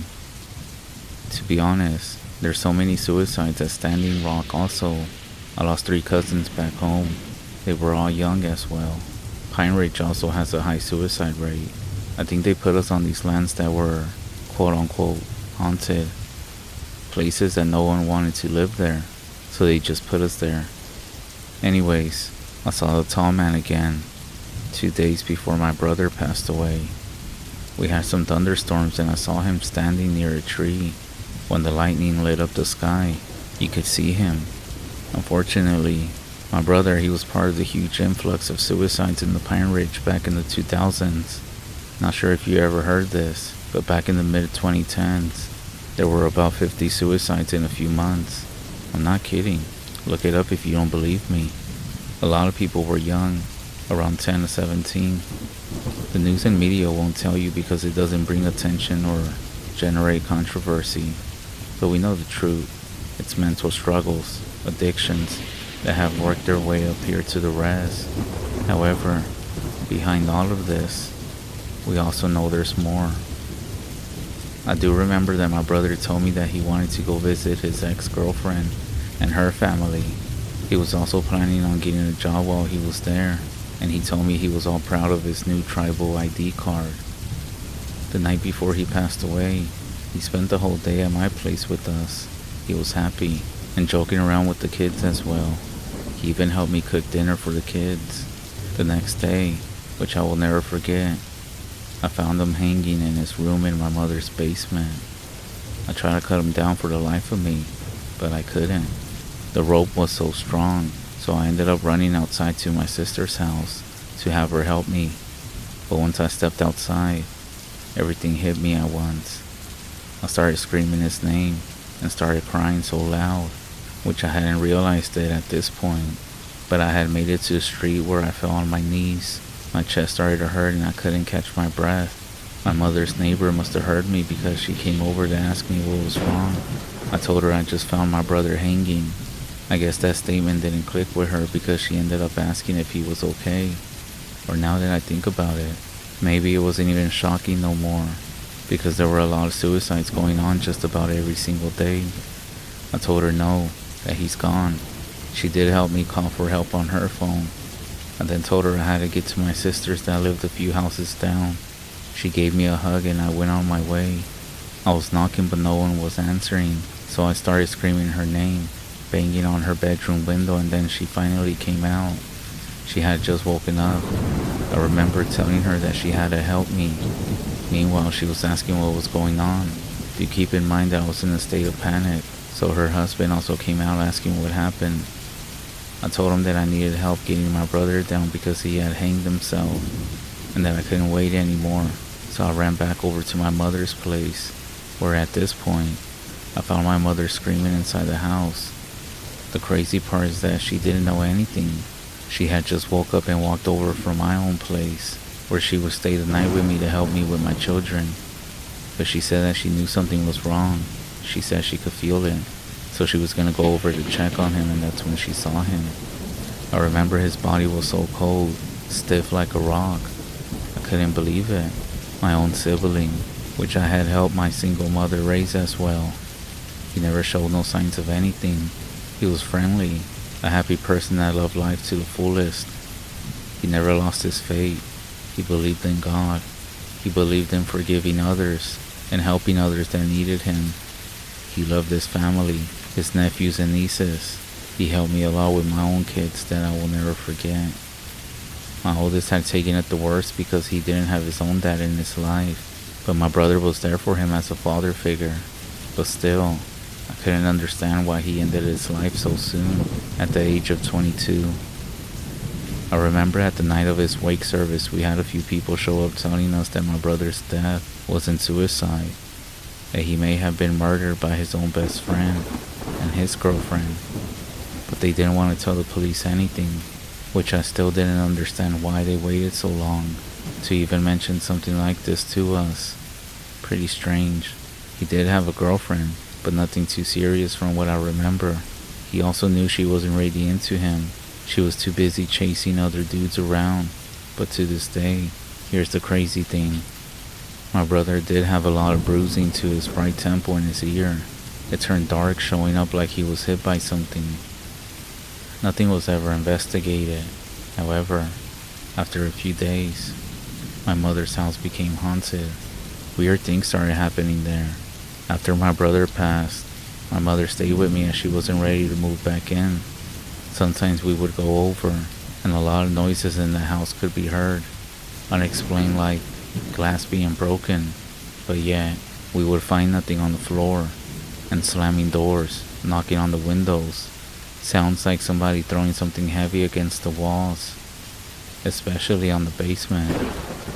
Sometimes we could hear somebody running up and down the basement steps, or trying to open bedroom doors at night. Sometimes we would even hear what sounded like a few people whispering in the basement, talking to each other, and we would also find things in the house go missing. And then sometimes they would turn up later in a few weeks right in front of us. We would also find that some of the rosaries that my mom had around the house would be flipped face down. Or this one time we found the rosary that the arms of the cross were both broken off. We did have the house blessed twice, and nothing was changing. We did get rid of his belongings after the funeral. Well, after some time, my mom moved back in. Sometimes my kids will go spend time at her place, and they have said that they seen my brother a few times, and he looked sad, and a few times he looked very upset. After those things happened, my mom decided just to move in with me instead. I did have my place blessed a few times and had a spiritual person come by. He ended up smudging and prayed for every one of us. I will never know what exactly happened to him the night that he passed away, or even why he did it. But I know I can't spend my life wondering what happened. I have learned to accept the fact that he's gone now. But now I have to remind myself that I have children that need me more than anything. Life goes on no matter if we like it or not. This is my story that I'm sharing with you.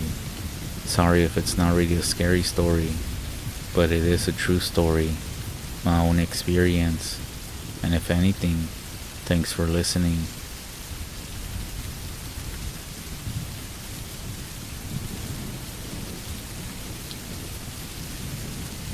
Driving at night on the REZ, you'll hear stories about something chasing you. I have a story from my mom. It doesn't involve the bad medicine people known as Skinwalkers, because we don't have that up here on Pine Ridge, but we do have something else. My mom told me the story one afternoon while we were driving to a border town called Hot Springs. One of her high school classmates, I will call her Yvette, had made the journey the week before. My mom was talking about her high school days when she got sort of quiet for a bit. She was looking out the window. Then she said, "This road is fine in the day, but I really don't like it at night." I did ask her how come, and she told me this while we were driving down the road. She was a boarder at the Pine Ridge School during the late 60s. She would get on the bus in Kyle on Sunday afternoon, and it would take her to school where she would stay all week and then ride it back on Friday afternoon. Like I said, this was the late 1960s, so boarding schools were a bit different than before, and she said they weren't fully forced to go, but because there wasn't any local schools around, she was sent because the government deemed it the only way towards a path to education. Anyways, she made friends at school, and she would ask my grandparents if she could spend the weekend with Yvette. They knew who Yvette's parents were, so they were fine with her spending the weekend here and there. Kyle wasn't as big as it is now, so she would take every chance to spend it with her friends. Yvette's family lived in Oglala, which was about 20 miles north of Pine Ridge. As my mom explained it, that weekend, Yvette and her decided to catch a ride with another classmate to a dance. It was going to happen in Hot Springs that Saturday night. Their friend, I will call him Dominic, picked them up around 7, so they could get there in time for the dance at 8. Back then, she said they used to have dances in Hot Springs every other weekend. They got there and were having a good time, but sometime throughout the dance, they lost track of Dominic. My mom and Yvette looked all over for him, and one of their friends named Eve told them that she thought she saw him leave. They got worried about how they were going to go back home to Oglala. Again, this was back then. It's pretty funny how I have to mention that there's no cell phones around, or anything. If you weren't around this time, you missed out. While they were looking for a house phone to call Yvette's parents for a ride, their friend Eve said that she could give them a ride back home to Oglala after the dance was done. Everybody got ready to go back home, since there was nothing else to do basically. On their way back from Hot Springs, Yvette said that she noticed a light in the sky coming towards them. She said it was a plane and soon lost interest in the light as it seemed to just be hanging in the sky. They were about 2 miles out when there was a bright flash in the sky behind them. Yvette looked behind them again and she saw that light again, but it seemed to be closer now. This happened while they were making the turn into Oglala from Highway 79 onto Highway 18, and also Eve noticed that the light seemed to be lower to the ground, and it started following them down the road. As it got closer to them, the light went closer to the ground, and suddenly, their car engine just stopped. My mom and her 2 friends were getting scared, wondering what was going on. All 3 of them started yelling and screaming, more like panicking. Eve was trying to start the car, but it wouldn't start up. They tried and tried, so after like half an hour they left the car behind and started walking back. This way, if one of their friends drove towards the same road, they would see them much faster than having to sit there. They all assumed that some of their friends would more than likely come across them. My mom then said, I can't remember how long we were walking down the road, maybe around 15 to 20 minutes or so, and not one single vehicle had passed by. But then Yvette saw a farmhouse with a bunch of lights ahead. She said that there was a house that was off to the north of the road in the distance with the lights on. Yvette said that it was most likely a farmer or a rancher, so they chose to see if they would help them get the car started. They were kinda iffy about asking for help, but honestly, back then, at least in these times, everyone around the REZ stood together, so they chose to try their luck even though it was 3 young women asking for help in the middle of the night, and that itself seemed a bit strange. I mean, what could go wrong, right? The lights were on and they could hear people talking and there was music playing. My mom said as soon as they knocked on the door, the lights went off, the people quit talking, and even the music stopped. They stood there knocking and knocking for some time. Pretty soon, they got mad and started yelling at the people in the house to please open up because they needed help. They said their car had broke down and that if they won't help them, if they could at least use the phone to call someone who would come help them. There was no response, and no one came to the door. Yvette knocked one last time and they got off the porch and started walking back to the road. As they started walking back, as soon as they got like 100 yards away, the lights and the music came back. So they turned around, started walking back to the house. But as soon as they knocked, the same thing happened when they knocked on the door the first time. The voices stopped, the lights and music went off. She said they tried like 4 times to get them to open up, but everything would go quiet as soon as they knocked on the door. Then, as soon as they left, the light and the music would come back on again. You could hear voices, laughing, when they would get close to the door. So they gave up and went walking back to the car. When they got there, Eve continued trying to start the car, but it still wouldn't. By then it was 2 a.m., so they chose to sleep in the car, because there was no way they were going to walk hours back home. So they just locked the doors and went to sleep. It was just after sunrise when someone was knocking on the window. It was a guy that Eve knew. His name was Francis. He stopped to ask what happened. They told him and he helped them get the car going again. Well, not really help, because when Eve tried to turn it on again, it actually did start up. Once the car started, my mom mentioned that Yvette was still mad about what happened, so she told Eve to drive up to the house. Yvette wanted to know why those people wouldn't help them, so when they got to the house, they all got out of the car and walked towards the front door. They could see that the house was abandoned. All of the windows were gone, the doors as well. Then, they noticed that there were no power lines to the house. My mom then mentioned that Yvette decided to look through a window, and her face went pale. She said that Yvette started walking away, and so they all just took off running back to the car and went back to Oglala as fast as they could. At this point in the story, my mom then looks at me as I'm driving, and then she says, "And that's why I really don't like this road at night."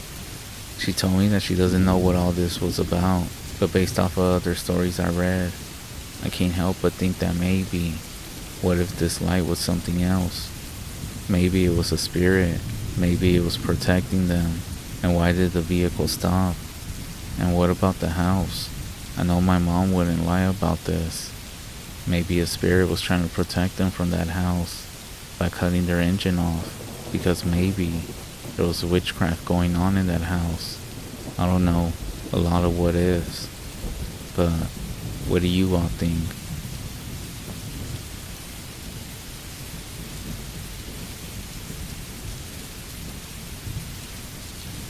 In 2016, my boyfriend, who's now my husband, we went camping in eastern Pennsylvania. The place we decided to stop for the night was primitive. Camping was free, no cell service. There was barely a road. We did encounter 2 other people. They might not factor into what happened later at all, but they were creepy, so I'll describe them. The first was a woman who had her truck off to the side of the road. She had the hood open and seemed to be waiting for someone to stop and offer to help. My boyfriend had no problem helping someone, but he said this time something about her put him off. She didn't really seem like she needed help, and sometimes people who need help look at you hopefully as you approach. She looked like she just expected we would stop. That's what my boyfriend said anyway. I hadn't really noticed anything that strange about her. The next person came when we had chosen a spot and were setting up a fire for hot dogs. I had noticed people drive by a few times, but my boyfriend pointed out that every time was the same car, and the man in the car was just looking at us each time he passed. My boyfriend was a little uneasy about this, but we had driven around for a while before finding a place that we liked. It was raining and everything was muddy, and we wanted the driest sight possible. Maybe that guy could have been doing the same thing. We then thought about moving, but the road was muddy too. If he wanted to find us, all he had to do was follow the tracks. There were some other tracks, but not many.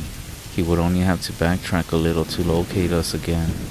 He didn't come by again, so we ended up staying and spent the last few hours before dark just goofing off. No one else drove by. Whether or not those two had anything else to do with our experience, the real fear came later. We had gone to sleep in our tent, and sometime around 3 in the morning, we were awoken by this very loud noise. I can't describe it very well, or even remember exactly what it sounded like, but my boyfriend said it reminded him of a chain gun revving up. It was also similar to how it would sound if someone recorded a shovel being dragged over gravel, and they played it over a loudspeaker. He jumped up and looked out the little window, but he couldn't really see anything. The sound repeated again. I was too scared to speak, so my boyfriend whispered that it was most likely miles off, and that I should go back to sleep. I didn't question this, as I figured loud sounds could be easily heard miles off. After we left, he told me that it sounded like it had actually been coming from just down the road, but he didn't want to freak me out. Looking back, I should have wondered why he would whisper if apparently the sound was far off. I was still terrified. Every little thing I heard outside sounded like someone was walking around the tent. We lay there for a while longer, when finally, my boyfriend told me to get dressed because we were leaving. I got alarmed by this, and even more when he started unwrapping the machete from its plastic. It's the one that we had just bought for this trip. We quickly packed up and loaded the car. I looked around for footprints that weren't our own, but despite the moon providing plenty of light, I couldn't really see. I did point out something that my boyfriend hadn't noticed before we got into the car. There was a beer can by our dead fire. It wasn't there before, and we didn't even bring beer. While we were driving away, my boyfriend explained that he was nervous, that someone might have been trying to make us come out, so he didn't think it was a good idea to run from the tent right away. He was also expecting to find out that our gas tank had been siphoned out, but that wouldn't have stopped us because we had a hybrid car. We ended up joking that it would be a funny hybrid commercial. Number of kidnappings avoided by driving a hybrid. The rest of our trip, we only ended up staying in well-populated campsites, or we simply got a hotel. Stay safe out there.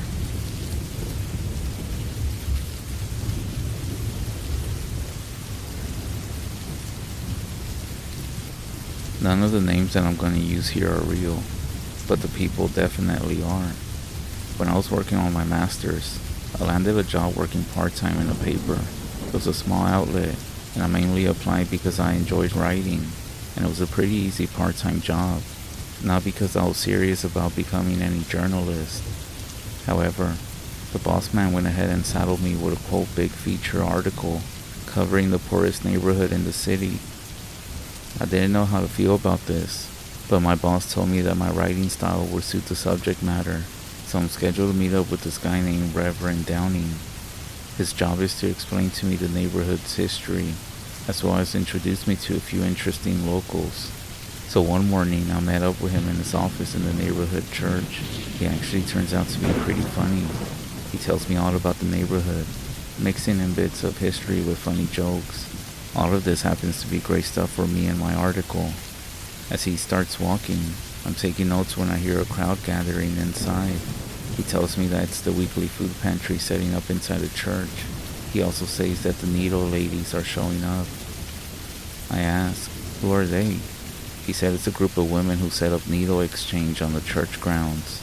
Drug addicts show up, tell them how many needles they use daily, and then women give them fresh needles for a week. and they take their used ones. The Reverend then says that he's gonna go check up on things. In the meantime, I get up to stretch my legs. I step out of the office where a crowd of women and children are. They're all picking out some canned items that are spread out over a few different tables. Through a doorway on the far side, I can see where the Reverend is talking to the needle ladies as they're setting up the tables. I'm watching the dead-eye druggies waiting in line when I feel a tug on my shirt. I turn around. There's a little boy looking up at me, a giant smile on his face. "Hey, they have a nothing man buried outside," he says. At first I thought he said a muffin man. "Excuse me," I ask. "A nothing man," he repeats. I can see everything from my window. They made it inside. Then they took him outside and buried him. He points behind me and says, "Right there." I turn around to see Reverend Downey walking back inside. He then says in his big warm voice, "Come on out. I want you to meet someone very special." I turn around to say goodbye to the little kid, but he's gone. I'm introduced to Grandma Kane, who is raising 4 grandchildren all by herself. Reverend Downing gets a look on his face and tells me that the children all have AIDS. Grandma Kane and the 4 children live in a small apartment. It's in a building just down the street. I end up walking back there with them to do a small interview with her. I'm not lying when I say that the apartment building that they lived in was a shithole. It was. The elevators didn't work. Parts of the ceiling are missing. There's holes in the walls, exposing all the wiring beneath. There was no air conditioner, and it's the height of summer, so we're boiling as I'm interviewing Grandma Kane, next to an open window that is. "They don't all have AIDS," she says of the children. "Just 3 of them. 1 doesn't. Apparently their mom was a heroin junkie who spent most of her life in and out of jail. She basically prostituted herself out for drug money non-stop. The mom eventually went away to prison for good, and the kids ended up going with Grandma." "What about the 4th child, the one that doesn't have AIDS?" "That's the oldest," Grandma King tells me. She claims that Martha was not born with AIDS, and that she has been tested, which is extremely rare. She also claims that Martha was raped when she was 9 years old, but that event traumatized her. Overnight it was like a switch flipped in the girl's head. Martha started spending all her time running around the neighborhood with drug dealers and criminals. She's only 13, and she has had 2 abortions already. I asked Grandma King what happened to the person who raped Martha, but she refuses to tell me. I'm kind of surprised because she's been so forthcoming up until this point. I assume that she's afraid of someone. "Was it one of the drug dealers?" I ask. "No," she says. "So was it somebody around in the neighborhood?" "No, it wasn't one of them." She seems to be getting more and more nervous as I ask her about it. Then she says something that leaves me confused. "Everyone knows about the criminals and the drug dealers, but nobody knows the truth about the ghetto. So what is the truth?" I asked her. She seems exasperated now and finally says, There's worse things out there than drug dealers." "Things? What things?" She looks me dead in the eye and makes a motion like she's sipping her lips closed. My curiosity has overtaken me by this point, so I tell her that we can do things off the record, which is something that I always wanted to say during the interview. If she wants to, then we can do it. So I turn it off. She's fidgeting now, staring out the window. Before she seemed nervous, but now she's scared. I then say, "Is somebody telling you to stay quiet? I can help you." She shakes her head. I ask, "Who are you afraid of?" And then she snaps. It's not a who. Instantly, her body relaxes, and her eyes seem to glaze over. She turns and looks out the window. At first I assume that she's ignoring me, but then I notice that she's not breathing. Her chest isn't moving. I'll cut to the chase and say that she basically died right there. The grandkids were screaming and crying. I call 911. Nobody shows up for an hour, and I call again. The dispatcher says that the police will be right over. And they are. 2 squad cars though, no ambulance, and then it hits me. No one's even coming to remove Grandma Kane's body. After talking with the cops where I explained what happened and that I was interviewing her and then she passed away, they tell me to leave the premises immediately and they assure me that somebody will deal with the body. Then they put the kids in the back of the car. I ask, where are the kids going to be taken to?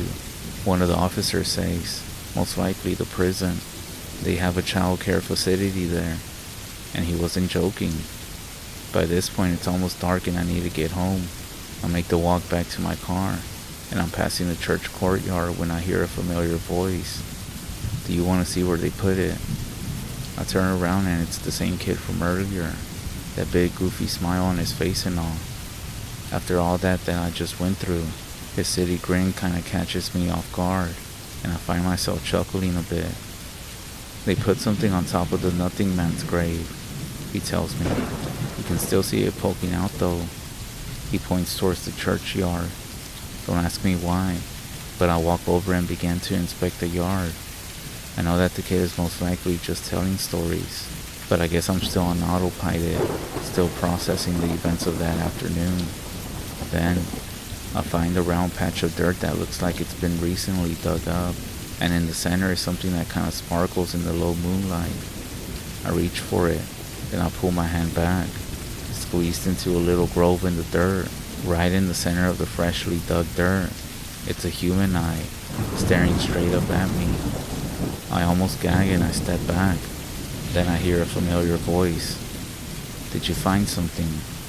It's Reverend Downing. He leans in the doorway of the church, almost completely hidden by the shadows. For a moment I'm confused. Then I point down on my feet. Have you seen this? He doesn't respond. He just says, I kept an eye out on your car for you.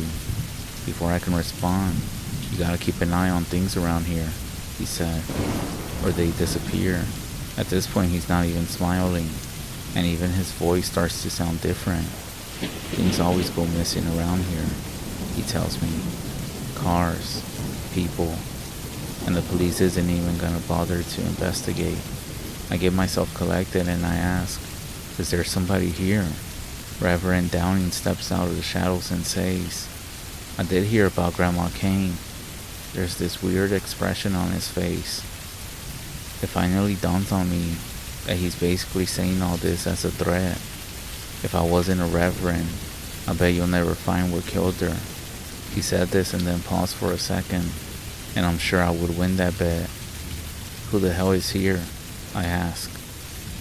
It's not a who, it's a what, he says, and then begin to feel severely nauseous and dizzy.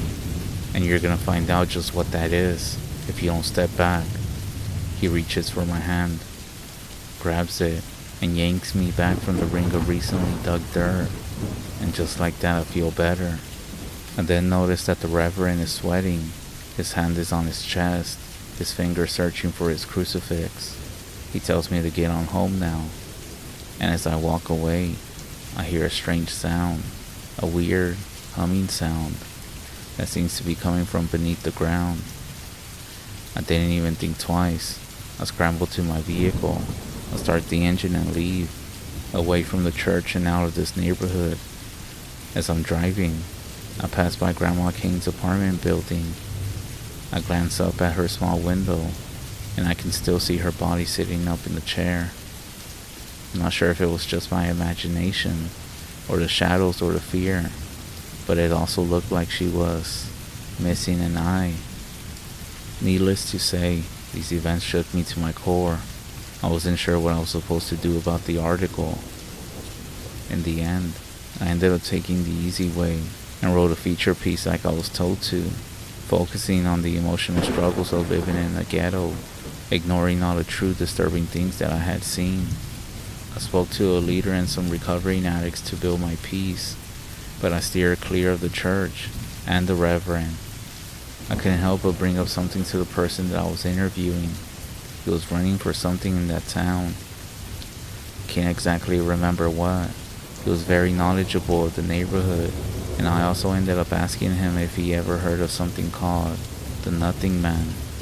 His reaction left me wondering. There was a flash of recognition in his eyes, but he insisted. I only know it by that name. He said it was an old urban folk tale. It was known in the neighborhood before he was even born, and that it was now basically forgotten. It's one of those things you heard kids talking about during the Depression, a scary story to scare each other. I know something's going on there. And beyond that, I have no fucking idea who or what the Nothing Man is.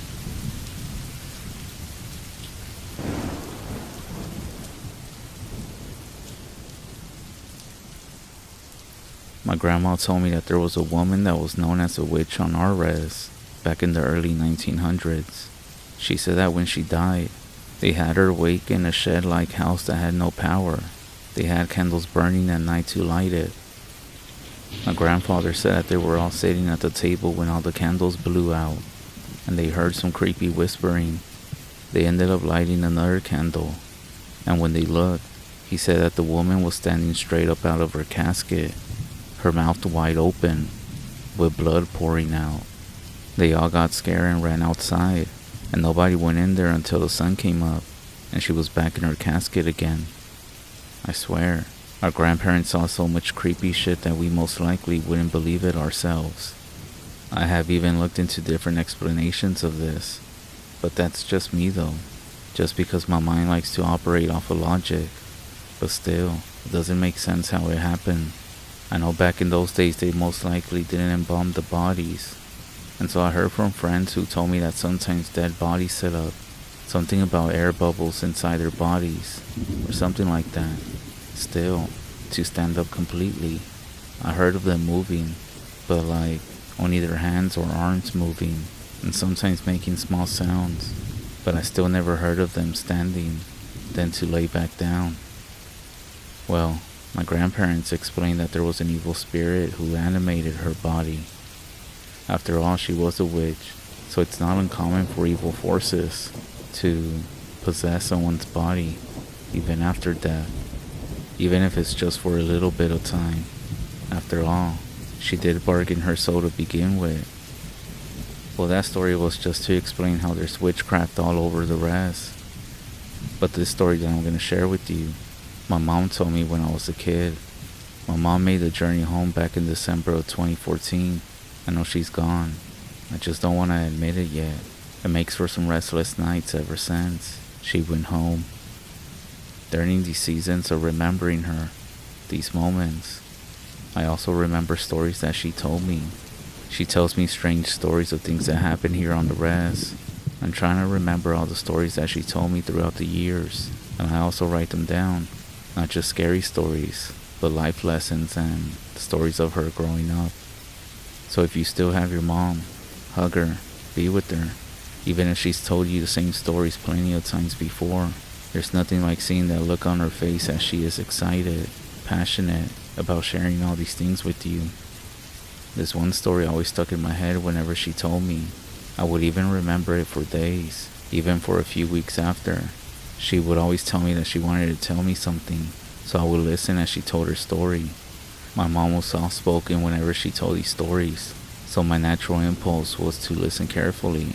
As I'm sitting here writing this, I realized that she did this so I would listen real careful to her story. So this began somewhere in the late 1930s, when she was a young girl. She was around 7 or 8 whenever this happened.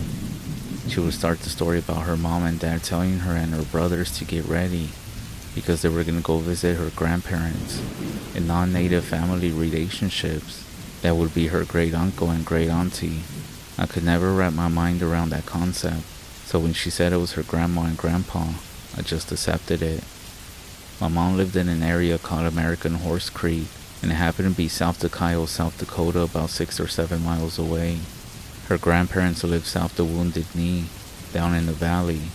She told me the name of it, but I can't remember what she called it. But she said it's somewhere near Fast Horse Creek. In present time, it's somewhere south and west of the Tan Water Tower, that is south of Wounded Knee.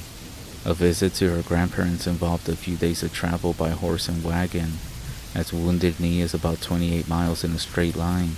Horse and wagon isn't the fastest way to travel, but back in the 1930s, that's how many people traveled. It was a trip that was always fun for my mom and her brothers to go visit her grandma and grandpa. It was sometime during the summer when they went to go visit. It took a few days to get there, and when they did, it was like home away from home. They always had a good time. Her grandparents lived in a one-room cabin that her grandpa had constructed out of pine trees. Like most cabins that were built back then, it had one door and two windows on opposite ends of the cabin.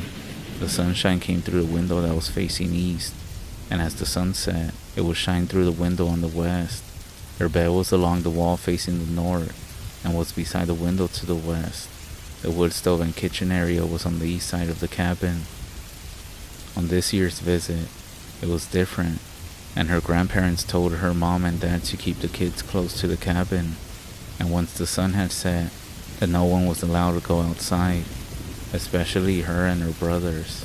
This visit was not as fun as other visits, and they didn't like staying inside at night, so my mom asked Grandma why they had to stay in the cabin at night.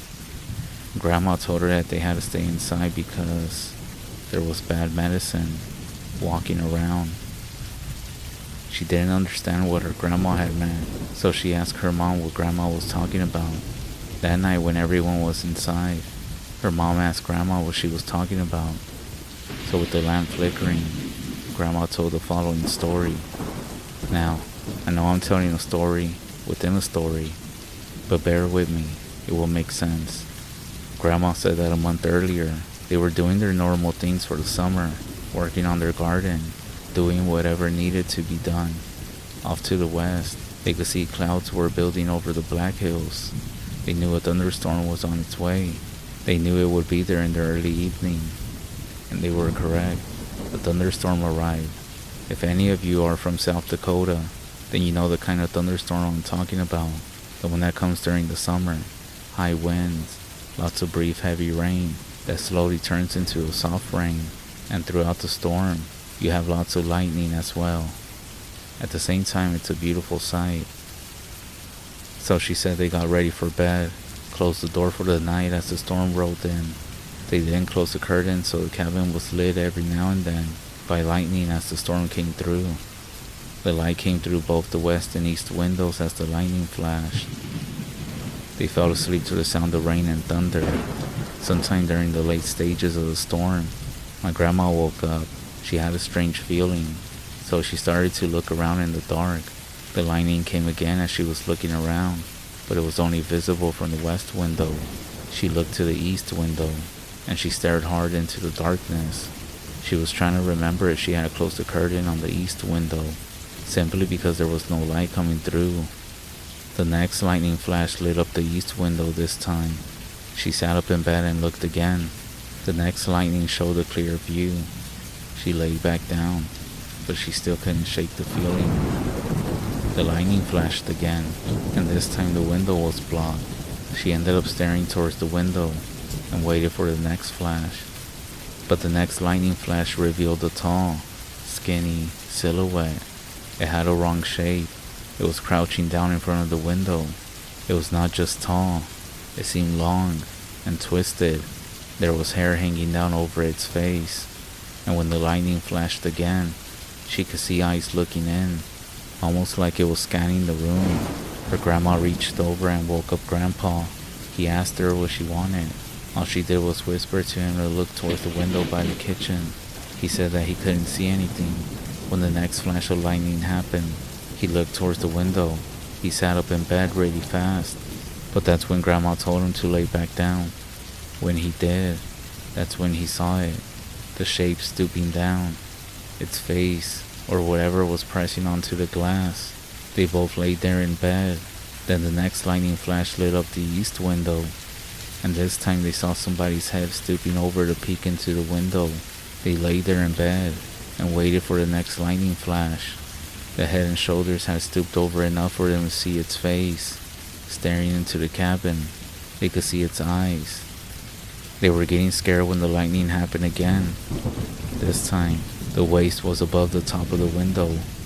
With the next flash of lightning, they looked again, except this time, there was nothing in front of the window. They ended up staying awake until the sun rose. Grandma told my mom that it was most likely a witch practicing bad medicine, one who had to give up their humanity and use dark medicine to change. My mom then finished the story by warning me. She said to never go outside after sunset when the storms are near, and to never look too long into the darkness. This is my story. I hope you all enjoyed it as much as I loved hearing my mom tell it.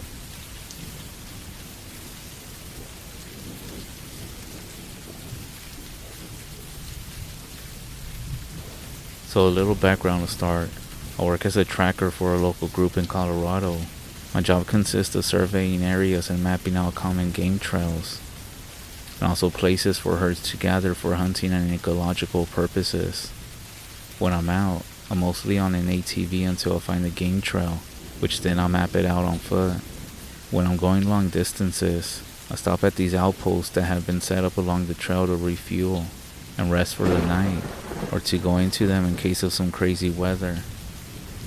I've seen some things that have made me question what's out there, such as deer that's been mutilated, even some elk that's been torn in half, holes dug through the fresh bodies of animals from the inside out. While seeing these things is very creepy, I just shrug them off as some kind of nasty parasite or a freakish bear attack. The situation that made me wonder whether or not I was up against something much bigger didn't happen until recently. It was when I was near the border of Colorado and Wyoming, in between outposts on the first week of December. To start, it was snowing lightly. The pine stopped most of the snow from falling on me while I was walking back to my ATV. The layer on the ground was at least a foot deep off trail, making it pretty difficult to move or be quiet while lumbering through it. I got on the ATV and I drove it half a mile up the trail, almost crossing over into Wyoming when I noticed another trail that looked freshly made. When I got off the ATV, I noticed some small droplets of blood in the snow going down the trail with what looked like bear prints, with something else dragging behind it. I grabbed my gun off the back of my ATV and I slung it over my shoulder. The trail looked fresh, almost new, but the prints and the blood were starting to get covered by a thin layer of snowfall. While walking along the trail, I noticed something kind of weird. In the middle of the bear tracks, it looked like a human foot, but it was weird, elongated, and thin with only 4 toes on the end. These tracks twisted within the bear prints themselves, almost like the animal's foot spun around coming out of the bear track. I just continued, glancing into the track, and sure enough, the prints were still there. When I got to the end of this clearing, I stopped following the bear tracks. Something about this clearing, with some sort of unknown animal, was making me very uneasy. I mapped it out and placed a red line over it, indicating a high predatory area. On the way back, I noticed something strange about my own footprints. Now, I'm a big guy, standing at 6'2", with a size 13, but whatever had made the tracks had a footprint that was larger than my own. But that's not the worst part. Whatever it was, it had followed my footprints back, heading the same direction I was. Whatever it was had snuck behind me, and was now heading towards my ATV. I shouldered my rifle, and I put a round in the chamber, and as I was walking back I was glancing down every so often to see if the footprints were still indeed mine. When I got back to my ATV, I noticed that the footprints circled my vehicle and stopped behind it, and then it shuffled a bit. Then I noticed that my jerry can was missing, and that thing had left a trail of gasoline down the road from where I came. I hopped onto my quad to get going to the opposite direction, hoping to distance myself from whatever it was that stole my fuel. After crossing over into Wyoming, I noticed that everything was rather still. It was still snowing, but even the flakes almost seemed to be suspended in mid-air, not falling, but not static either. And I couldn't hear anything when my ATV was off. No animals, no snowfall, not even my own breathing. It was almost like something had hit the mute button and stopped all sound from existing. After looking around, I found another game trail, this time a few hundred yards off the main trail. So I got off and I walked towards the opening in the trees, with snow still covering the rocky terrain around me. All along the trail, I would catch fleeting glimpses of a shadow, just one. It was moving along the trail with me. I put it off to a lack of sleep making me see things. But on my way back, I got a chill up my spine, and my own footprints were the same tracks that I saw at the last trail, the same twisty, human-like prints. But this time, something was touching the ground in front of them, like a swipe here and there, almost like whatever it was tracking me by my scent. That's when I saw a movement in the corner of my eye. I reached for my sidearm, kicking myself for leaving the rifle on the ATV. I then heard a rag breath from my left, almost like if you collapsed the lung on a deer. Fuck it, I drew and fired into the trees, striking an aspen and blowing a hole through its small frame. No movement, no snowfall, and no animal. I then started getting the same feeling that I was getting from the clearing, and so I just ran back to my quad. Whatever was following me had already beat me there. I followed the tracks around my ATV like last time, and I stopped to see what it took next. A large rifle that would require something very big to carry it off in its mouth, or something with hands and the strength to carry it. I looked a little bit closer at the prints and found something that I had missed the previous times. Inside the footprints, right where the twist ended, I noticed 4 very long appendages peeking through the twisted snow. It looked like a monkey foot, but longer and more hand-like, not even enough to be a human. I mounted and hit the throttle, spinning out a bit until I gained traction. I was too low on fuel to go back to a main road where I could get help, so I was forced to go to my next outpost. When I got there, the small cabin, hut-like structure looked so comforting and protective that I almost cried. It had fuel for the quad, a safe place for me to sleep. The sun was setting, and I was firing up the stove after starting the generator, when my radio crackled and came to life. I jumped when I heard the static. I ran over to the radio and requested an evac or an extra team for a safe escort. When they asked why, I lied to them, and I told them that I was being hunted by a bear, and that I lost my rifle on the trail. The voice on the other end said that my team would be there by morning. When I hung up the radio and started to get comfy and safe, I heard a thump at my door. I froze in my bed, not knowing what to do. I finally got up after debating whether I should just hide. I'm not a coward, I thought.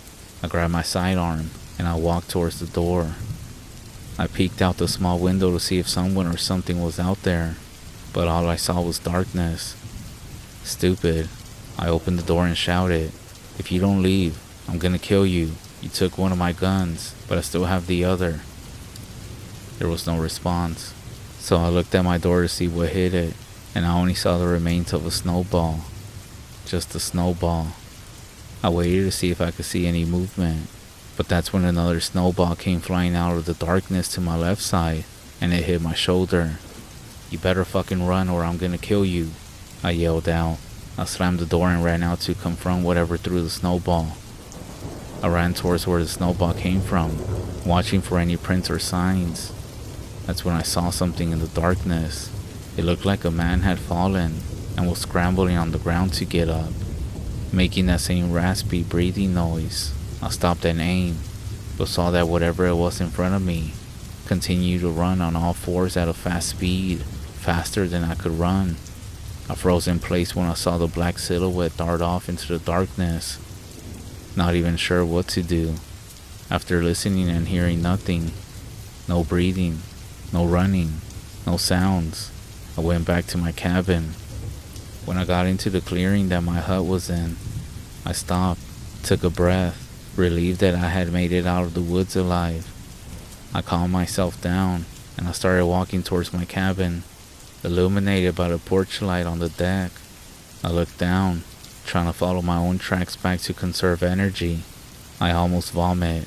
The twisted footprints were in my tracks heading towards the cabin, each twisted footprint slamming down into my own until it got to my porch. Through all the snow was my rifle and my jerry can, placed neatly on the porch, leaning against the wall.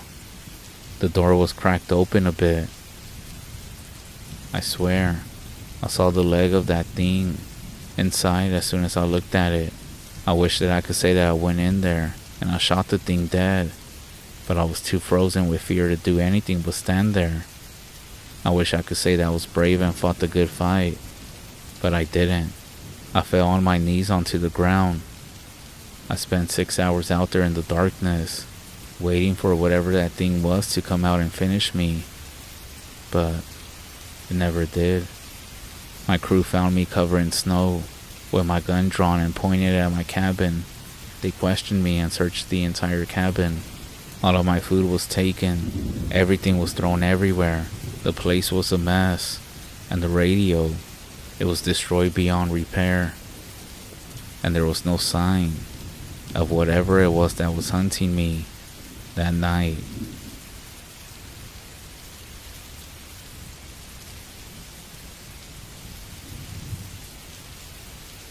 Please tell me I'm not the only one who's lived by this rule on the REZ.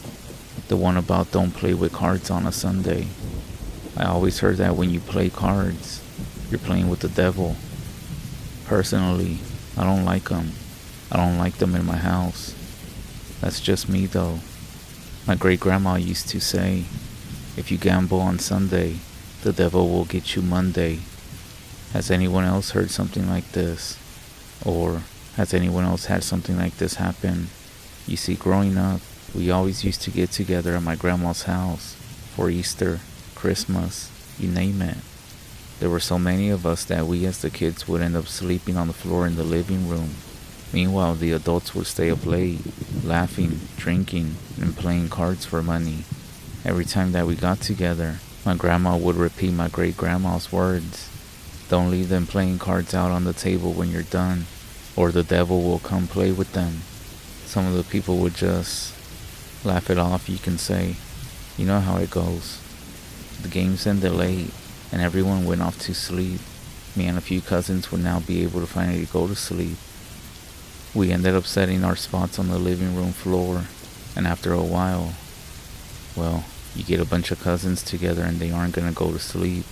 But as we're talking laying down, we start to hear this fluttering sound, like if the blinds are slapping lightly against the window. We figure someone left it cracked open, so we got up to make sure the window blinds were closed, because you know, REZ life, the spirits are lurking looking to see who left the blinds or windows open. So we get up, but to our surprise, everything is closed. So we ended up going back to our quote-unquote sleeping beds. And at some point at night, I had to use the bathroom, so I got up to go.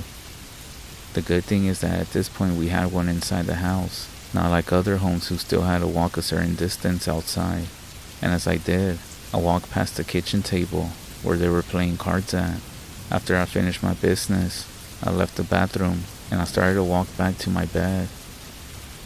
When I passed by the table, I kid you not, the playing cards, they weren't how I saw them earlier. This time they were scattered across the table like someone had shuffled them. Well, actually, they were perfectly fanned out, with one card flipped over right in the middle. The Jack of Spades. I'm not sure if it was my eyes playing tricks on me, but it didn't look right. The face on the Jack wasn't normal. The features were twisted, almost grinning. The longer I stared at it, the more wrong it felt.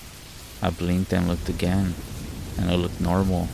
Maybe my eyes were just playing tricks on me. So I ran back to the living room and told my cousins. They woke up panicking at this point, because apparently they were having some bad dreams. What a coincidence, all three of them. So we all bailed out on the floor sat up, and we all ended up sleeping with our families that night. The next morning, one of my cousins, he was around 8 or 9, he said something that still makes my skin crawl. He said that he pulled a playing card out from underneath his pillow, and it was the same Jack of Spades. Well, we never figured out how it got there, and everything just sounds weird. Since that day, I don't mess with any playing cards, and if I'm ever around them, I make damn sure that they're put away before the night falls, because now, I don't think that my great-grandma was just being superstitious.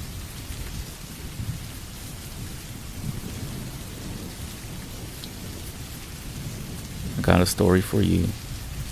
I know you won't believe a damn word of it. Honestly, if someone else told me this, I would most likely raise an eyebrow too. But listen, I spent most of my adult life hiking, camping, living out in the sticks whenever I could. In backwoods, solo treks, going to remote places that don't even show up on half the map. That was my thing. I wasn't just your average weekend warrior. So yeah, I would consider myself a bit of an expert. But after this one trip, let me just say that I picked up some other hobbies. Gardening. Anything that doesn't involve being alone in the middle of nowhere. So this one time I drove out to one of my backwoods spots that I like to go camping at. I'm 3 hours into a 5-hour hike before I reach the camping spot. It's a nice day. There's nothing but fresh air, clear skies, and some animal noises in the distance. At this point I'm getting that oneness feel with nature. You hear people talk about it, especially from people who camp solo or live off the grid. Every bird call, every branch breaking, it makes you feel part of nature. When you felt it, you know exactly what I mean. It's very peaceful. All of a sudden it's interrupted by a noise. I hear some noise up a hill off the path that I was going. It's a dude, and he's stumbling down the hill. Not to mention, he's walking super funny, almost like a puppet on strings. He looks very weird too. My memory kicks in. There were no other cars parked in the offshoot that leads to the forest trail that I'm on. We are in the middle of nowhere, and there's nothing for hundreds of miles the direction he came from. It's just forest. That's when he begins to laugh and says, "Hello there." He keeps calling out to me. That's when I unholster my gun. Why? Well, look, I may love the woods, but I'm not fucking stupid. A man popping out of the trees in the middle of fucking nowhere, laughing and calling out like we're long lost buddies. That ain't normal. I learned about when something feels wrong. You better trust your gut. And at this point my gut was screaming. Too many scary stories start with ignoring your instincts. And I sure wasn't gonna be one of them. So the dude is stumbling on the trail. And damn right, I racked the slide of my gun. He then waves at me and he walks towards me on the trail. I then say, "That's close enough." But this dude is completely unfazed. At this point, I'm pointing my gun at him, and he just keeps laughing and waving his arm. He's got a weird ass gait to his walk too, but his body doesn't move right, almost like puppet strings were moving him. It was creepy. I heard many stories about things in the woods, not from random people. I'm referring to stories from the old timers, the locals who lived out here their whole life. People talk about spirits, forest things that wear your skin like a mask, things that don't bleed, don't break, and definitely don't come from any town you ever heard of. Some of it you chalk up to superstition, but the way they tell it, it will make you believe them, especially because they have no reason to lie. And the second that I saw this man's walk, there was something inside of me that knew that this might be one of those stories walking straight towards me. Fuck this. I didn't shout. That's enough. I will shoot you. I'm not fucking around. I think that if there was any semblance of sanity in this person, then they will leave. But this guy keeps wiggle walking towards me. Yes, wiggle walking. Imagine being in the middle of fucking nowhere, and you see this guy wiggle walking towards you. And mind you, this is after I pointed my gun at him. At this point I can discern his facial features, and he looks kinda normal. If it wasn't for that extremely weird fucking walk he was doing, I most likely would have just let him come closer. Not to mention he was wearing a light sweater and jeans. He looked like a normal person from a distance. The dude is like 10 meters away, and he continues with the laugh and the weird conversation starters. He then shouts, "It's nice to meet you." Fuck it. At this point, I'm not about to become a victim or something out here. I'm not gonna be a name someone brings up in a missing persons thread or one of those headlines like "Solo camper disappears without a trace." Nah, if something is gonna come at me in the woods, I'm gonna make sure it remembers my fucking name too. So, I end up firing my gun. I dumped 5 or 6 rounds into this guy. I stopped for a moment because he stops walking after those shots. I believe I did hit him, but there's no blood. But he didn't scream or do anything. He just stood there. Then, he falls. I can see him. From the distance I see that he falls into an awkward position.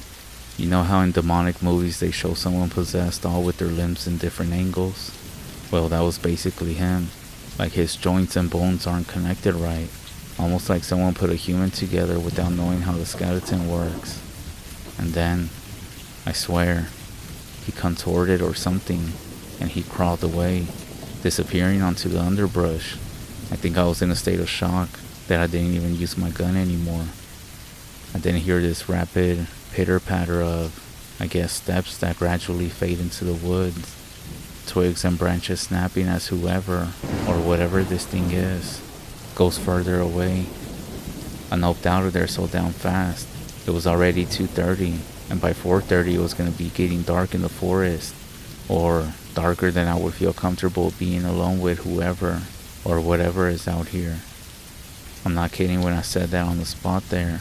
I ended up dumping my tent, my sleeping bag, and everything else I was fine with just leaving there.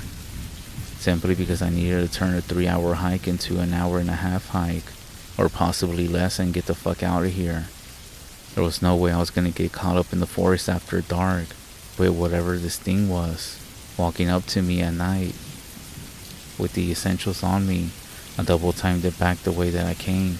Lucky for me it was mostly downhill, so I wasn't fighting gravity like when I came up.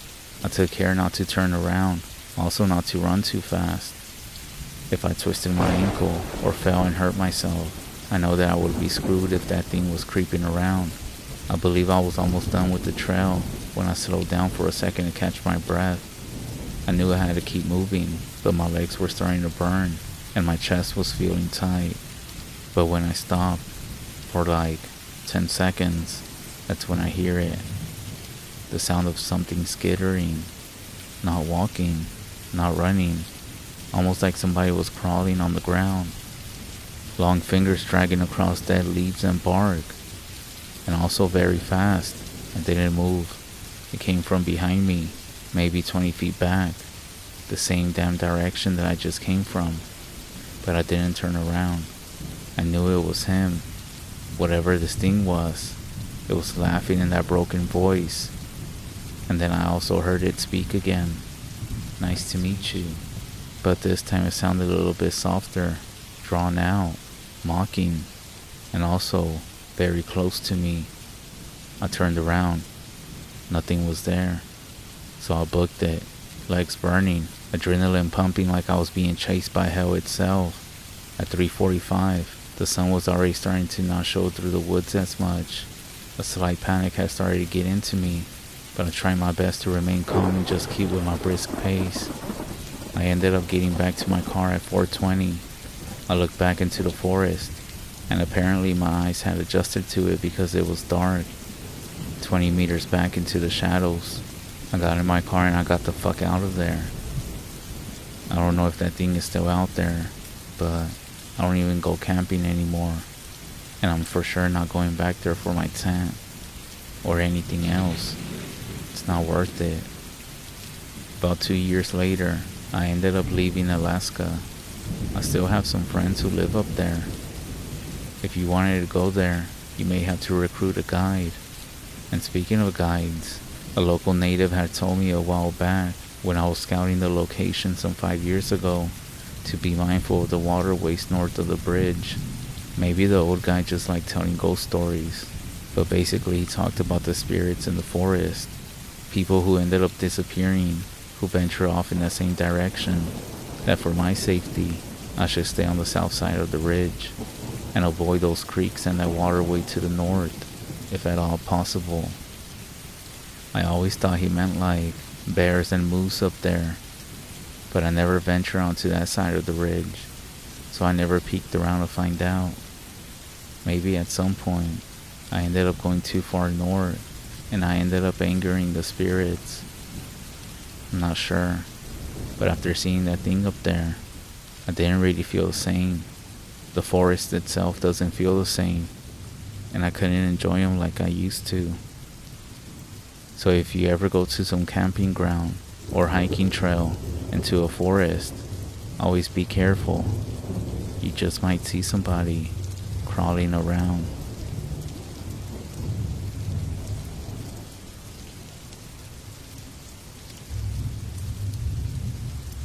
I'm a big believer in not inviting anyone to my home on the REZ. That includes my own family, my own relatives. My home is my temple, and it's sacred to me. If I don't invite you over, don't come to my home. I really don't care what you say. I will take friends to lunch, or for anybody that comes out of town, I'll even pay for your hotel. But my home is off limits, and I'm mindful of this when I travel. I don't impose this on friends or family as well. You can call me paranoid or living in fear. I just like to protect myself from all evil, jealousy, and envy out there. And we all know how family BS drama can be out here. Now, I wasn't always this way. I used to live out on the Navajo REZ, on the mesa close to a lake. My boyfriend and I were living in a small camper right outside of a hogan he was building. We also had a big female dog, and she was basically the alarm system. She happened to have a few puppies, and my boyfriend and I picked out 2 of them to keep, so we ended up having 3 dogs. So when I first moved there, it was nice and beautiful. I was warned by my boyfriend's mom that people will be jealous of us because we were a productive couple. We were always doing something to make our home inviting. I say jealous of us because I am not Navajo. I am Hopi. Not that we are better than others, but you know how people are quick to hate or envy others who are not part of your own tribe. One evening after a long day of work, we sat at the edge of the mesa. There was a steep trail that led down to the lake area. We were sitting there and just watching the colors of this beautiful sunset. We didn't really talk much. We were just admiring the area. All of a sudden, our dog started barking. Sometimes when they bark, they all do it towards the same direction. But this time the dog seemed aggressive, confused, but also scared at the same time. It's almost like they could sense something, but they had no idea where it was exactly. We got up and looked towards the road. We didn't see anything. The dogs then ran and hid in their own dog houses. My gut was telling me that something was close, but there was nothing around. So I stayed close to my boyfriend as we started getting the tools together and put them away. The sky happened to be a dark, red-orange color, and for some reason, I was afraid to look around. I felt like I was going to see something. Then, a terrible smell came out of nowhere. It smelled like a rotting carcass. I froze up but didn't want to show my fear. My boyfriend and I started moving fast to get our things put away and to get inside the hogan. We were close to the north side of the hogan when we saw something. It was moving really fast on the dirt road. We thought it must have been a burro or a sheep because the shape was large. It didn't have the movement of an animal. It was running on 2 legs that almost seemed to be deformed, and it was moving at a fast pace. The arms were long, and the hands were also large. It was running hunched over with the back of its hands flopping on the ground. We just stood there, shocked in disbelief of what we were looking at. This thing didn't look at us or even come towards us. It just kept moving in a straight direction.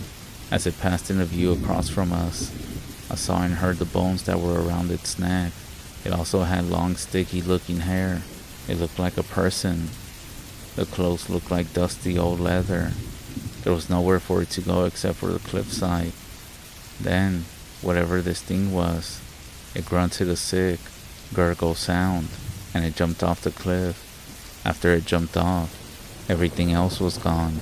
The smell, and the creepy feeling. If I had to describe it, I would say that it looked like a deformed human. After we went inside the hogan, my boyfriend simply said, "Welcome to the Navajo REZ." He grabbed the cedar and sage and then said, "Let's pray, smudge, and it will leave us alone. We don't acknowledge anything out here. If you see something, you leave it alone, and they will also leave you alone." The smoke filled the air, the smell of sage and cedar. I was hoping what he was saying was true, but deep down, I just felt like something wasn't right. Well, that night, as we tried to sleep, at some point around 3 in the morning, I heard it. A sickening sound, far off in the distance. I looked over at my boyfriend, who was fast asleep beside me. Let me just say that he didn't wake up at all. At this point I heard more of those strange noises, but they sounded really far off, like they were coming from somewhere deep in the night. Soon, it got quiet, and I somehow fell back asleep. The next day, my boyfriend didn't mention a thing about it, nor did I. We just went about our own day as if nothing happened. But as we went about our day and working, he simply said, "From now on, let's make sure we come inside before nighttime." This was the first incident of many, and when I tell people this story, they say that it couldn't have been a skinwalker because they wouldn't have let me live, or maybe it was getting chased by somebody else. Regardless, I wish that was true. I know this isn't a scary story, you can say, but this is real life, and if this didn't put fear in you, I will now be getting into a more serious incident that actually happened that changed my perspective of many things. Whether you believe me or not, that is up to you. A few weeks went by. We still continued working on the Hogan. I can't remember how it happened, but my boyfriend had gone to the store to buy a few things. I was outside. It was during the day when this woman, who was walking with a boy, just casually says, "Hey sweetie," thinking that she was going to ask for help or directions or something. But instead, she walks up to me and says, "You two really have it going on out here." Then she asked me if my boyfriend is around. At that point, maybe I was just ignorant or not expecting anything weird, but then I said, "Yeah, he'll be back in a few." I assumed that she was related to him because his family all lived not too far away from here. We start talking, and to my surprise, she does say that she's related to my boyfriend and that she was coming by to see both of us. I believed her. I highly doubt this woman with a small boy were planning anything, and so I ended up inviting them into the camper. I offered them a drink, and I kid you not, her son looked very malnourished and poor, so I then said, "If he wants a sandwich or something, just let me know." We continued talking, and then I heard my boyfriend pull up. He came inside, and when he did, he's all like, "Hey, nice to meet you." Now, let me explain the setup. The way the lady was sitting down, she had her back against my boyfriend when he walked in. He didn't see her face right away. That is, until he came around the sofa to greet her. That's when it clicked inside of me. "You don't know her? What the fuck?" That's when we both looked at her, and I kid you not, my boyfriend just snapped, "Bitch, get out of here." And she got up and left, without saying anything. It was so weird. I didn't know what to think, but everything about the situation felt weird. My boyfriend explained after she got kicked out that we don't know her. She's not family or anything. She's one of those women that people talk about around here, messing with things. There's so many rumors about her. I just never thought she would ever show up here. Again, I'm not Dene. I am Hopi, and I thought this woman knew my boyfriend because she did ask for him by name. My way is to be hospitable to company. That's how I was raised. I guess I learned about Dene ways because of this whole incident. Then, my boyfriend's mom calls, and she's asking what that woman was doing at the Hogan. Mind you, she lives down the road, so she sees everything. I told her about the visit, and she said to not let that woman back around, and to be safe. I had a lot of questions, but I didn't bother to ask anything more about her. So a few nights later, as we're outside wrapping everything up for the night, the nighttime beat us around. And as we're out there, that's when we saw some light. Almost like someone was walking with a flashlight towards the Hogan on the dirt path. The dogs didn't even bark. We just continued watching it get closer, waiting to see who it was. Meanwhile, the light was bobbing up and down. Then, all of a sudden, it just disappeared. My boyfriend and I were looking at each other like, what the heck? So we closed up the hogan and went into the camper. As we were getting ready to go to sleep that night, my boyfriend jumps off the bed saying, "What the fuck?" And he has a cat in his hand. He had it by the scruff and threw it out the front door. I was dumbfounded, thinking where the hell this cat came from, and how I didn't feel it crawling up his leg, under the blanket, or anything since he was laying right next to me. I ended up calling my mother-in-law that night, and I told her everything that was going on, about the strange woman, the flashlight, and this cat showing up inside our home. Basically, she said we needed to go see a medicine man right away. She said that the cat had already found its way inside, basically. Then this means that whatever was happening has already found its way into our home, basically into our lives. Apparently something had been sent to us, and it was only gonna get worse. My boyfriend agreed, and at the recommendation of my mother-in-law, she said to go see so-and-so. I won't mention his real name, but I am gonna call him Mike. So the next day we went to go see Mike, and he told us that the woman visitor, quote unquote, sent the cat because she wanted my man. We were also advised that the woman was not gonna give up trying to get my man, and that the next time that the cat comes around, we need to catch it and kill it. That way she will leave him alone. We thanked him and went back on our way. I forgot to mention that the medicine man also gave us some medicine bundles, and he also gave my boyfriend some cleansing cloth, whatever it was. He did mention that this woman was Dene, and she lived about 1.5 miles down the road. The boy that was with her was her son. He was ill, he was sick, and he also said that these things happened to her and her son because she has been mingling with evil spirits. So he said to be careful around her. Sure enough, my boyfriend actually caught this cat 4 days later, but it went crazy on him. It ended up scratching him pretty bad, and it even tried to bite him and ran off. 3 days after that, he caught it again, and he grabbed a hatchet and took the cat out some yards away from our home. Not sure what happened, but all I remember is hearing the deepest, most ugly growling sound that I ever heard. And trust me, it definitely didn't sound like a cat. Nothing else happened for the next few days, and at this point we're almost done with the hogan. However, strange things started to happen. My boyfriend was getting up in the middle of the night, telling me to be quiet, that there was someone talking outside, but it was already quiet, and I couldn't hear anything. My boyfriend then started showing paranoid behavior, slowly losing interest in building our home, and he even stopped taking care of himself. He ended up doing a total flip around, turning into someone that I didn't know anymore. He started saying that he was seeing things, but they weren't there. The final straw was when he started coming after me with a shovel. He was dead sure that I was somebody else. Well, whatever dark medicine she used ended up working, because my boyfriend lost his mind, and I ended up leaving him.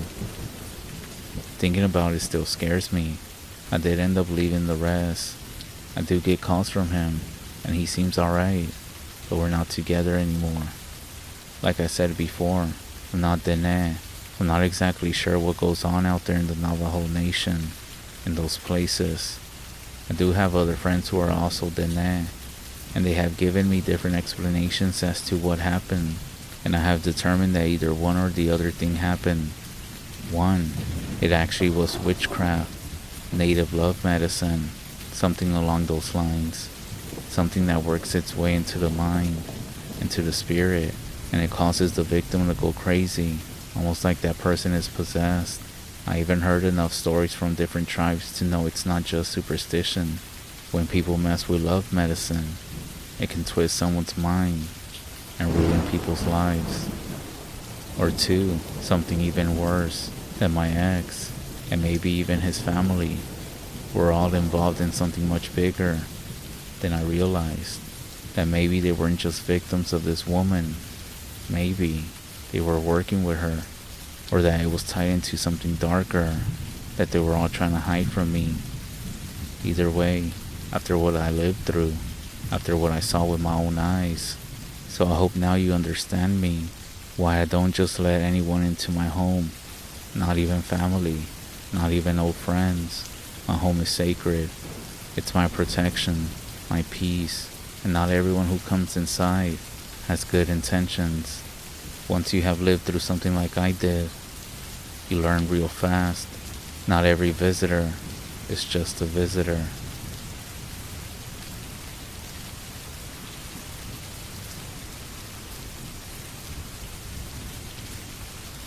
I guess this is a good place as I need to get this off my chest, so bear with me. It's long, but I have to talk about it with somebody, and I can't talk about it with Amanda. This happened last summer in 2013, and I still haven't convinced myself that it was some bizarre, drunken fever dream. Some background info first. Amanda is my best friend. I grew up in a booming neighborhood, and when we were kids, new houses were going up in development. On weekends, we liked to go snooping in the unfinished houses. We outgrew it because we realized that going around construction sites didn't make us badass. It just made us stupid kids. At some point after that realization, 3 or 4 years ago, some rich guy started construction on this really huge house at the ass end of the neighborhood. The foundation and frames were finished, and about half the walls were up when we were told that the investor just randomly put the project on hold. Everything was just kind of left where it was, like he was planning to pick it up again. It was a huge eyesore, but the homeowners didn't make a big deal out of it, simply because the driveway is about a quarter-mile long, and you can barely see it from the street. So anyways, last summer, Amanda and I are both 23. We're home from college for a summer break. We haven't seen each other in months and want to do something together before we head off again. I remember Amanda telling me that we should go snooping around, just like old times. It sounded like more fun than several barrels of monkeys, just like when we were kids. So we planned to camp out for the night at the house at the end of the street. We ended up packing some sleeping bags, flashlights, and a few bottles of wine. I know this was going to be a pretty good time. It wasn't a long walk from our starting point, her parents' house, but it was still further than we wanted to carry all of our stuff. So we took my car. It was kind of eerie when we first got there, late in the evening. We do live in a forested area, so most of the houses are surrounded by a bunch of trees, but the woods are pretty thick, and around this place, you can't even see the main street from the bottom of the driveway. A long driveway too. A bunch of construction equipment had been left behind as well. Lumber, bricks, tools. It would be a death trap in the dark. There was also this weird smell, coppery, and also a little rotten. It wasn't very strong, and so we stopped noticing soon enough though. We spent the rest of the day exploring the place, figuring out what room was what, and kind of wondering what kind of person would start a huge ass project and then just drop it. So we set up a little campsite in what we think was going to be the living room. It was a huge open space with an amazing view of the stars. Never got very dark there, but there was also a big moon that night. We had a bright gas lantern, but since it was too hot for a fire, and we weren't stupid enough to start a campfire in the lumber pile, we just started drinking, carrying on, and generally just having a good time. I was sitting with my back to the outside, and Amanda was facing me when she just froze, mid-sentence, staring at something behind me. I twisted around just in time to see something moving just beyond the tree line. It was gone too quickly for me to get a good look at it, but what I caught made my stomach flip. It was big, and it looked sorta pale, and for some reason, I stared for a little bit, tense as a spring, but nothing else happened. When I turned back around, Amanda had now gone white, and she looked like she had lockjaw. "Did you see it?" she asked. "Yeah, I guess," I said, but I was coming down from the adrenaline spike, and said that it was most likely just the neighbor's gray dog. That dog got loose all the time, and we were also a little bit tipsy, so we really could have just imagined it. Amanda nodded and just relaxed a bit. We went back to our fun times, and we had pretty much forgotten about it by the time that we settled down to go to sleep. I ended up waking up about 3 o'clock in the morning. I had to use the bathroom. When I got up, I noticed that Amanda's sleeping bag was empty. so I figured that she had gone to use the bathroom as well. I ended up taking my flashlight and found a spot in what would have been the backyard, and I did my business. Amanda was still nowhere to be seen when I got back, which kind of struck me as weird, but I curled back up into my sleeping bag, and I didn't think too much of it. I didn't fall asleep though, and after 10 minutes had passed, I did get a bit scared. She was either taking the mother of all shits, or she had tripped and hurt herself on the construction equipment. Just in case, I got up and went to go look for her. Since only half the walls were in place, it didn't take me long to verify that she wasn't in the backyard area surrounding the house. I went back to the living room and started calling for her.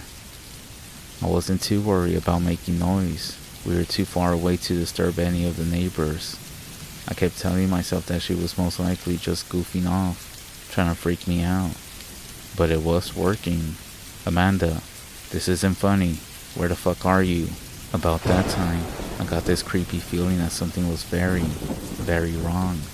I noticed that weird metallic smell again, and I thought it was stronger. I traded my flashlight for the gas lantern, and I started slowly searching the house. There were only so many hiding spots in that place. I was only searching for a few minutes, but in that time the smell got at least twice as strong, many times worse.